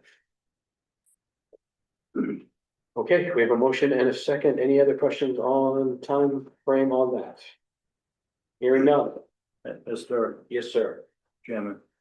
One piece of, that I didn't put into my manager's notes, I want to report to the council that, about 11:30 last night, an individual showed up at Cumberland Farms, severely burnt. And called for the ambulance, Cumberland Farms on 236. Called for the ambulance was en route, police department responded, started to question the gentleman. He was living or staying at a home-built encampment, on Boatyard Road. Boatyard Road, which is off by, just past 91 on the left. He was living in a camper, but he had gone about 200 yards in the woods, started to build a 15 by 15 shelter.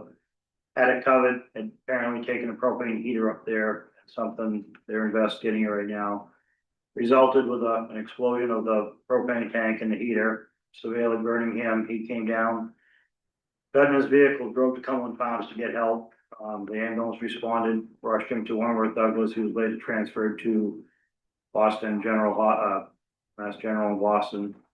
With severe burns, fire marshal's office notified the fire department, responded because it was now a structure fire in the woods. They were not able to get into the fire because it's 200 feet off the road. They were able to go in with hand tools and portable extinguishers and put the fire out. That's on the news tonight, so briefing the council on what had happened. The chief notified me this morning and the fire marshal was here. An unfortunate accident, but,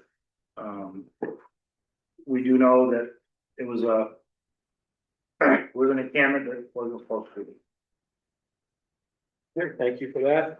We still have a motion on the table, correct? Looking for a vote for that? Yep. So, Stan? Aye. Paul? Aye. Joel? Aye. Mallory? Aye. Vote aye also, motion passes 5-0. Move that we adjourn the meeting. Second. All in favor? Aye. Aye. Everybody stand by, we have a whole lot of stuff to sign. That is correct. Thank you, John. Thank you, everybody. Sorry for the long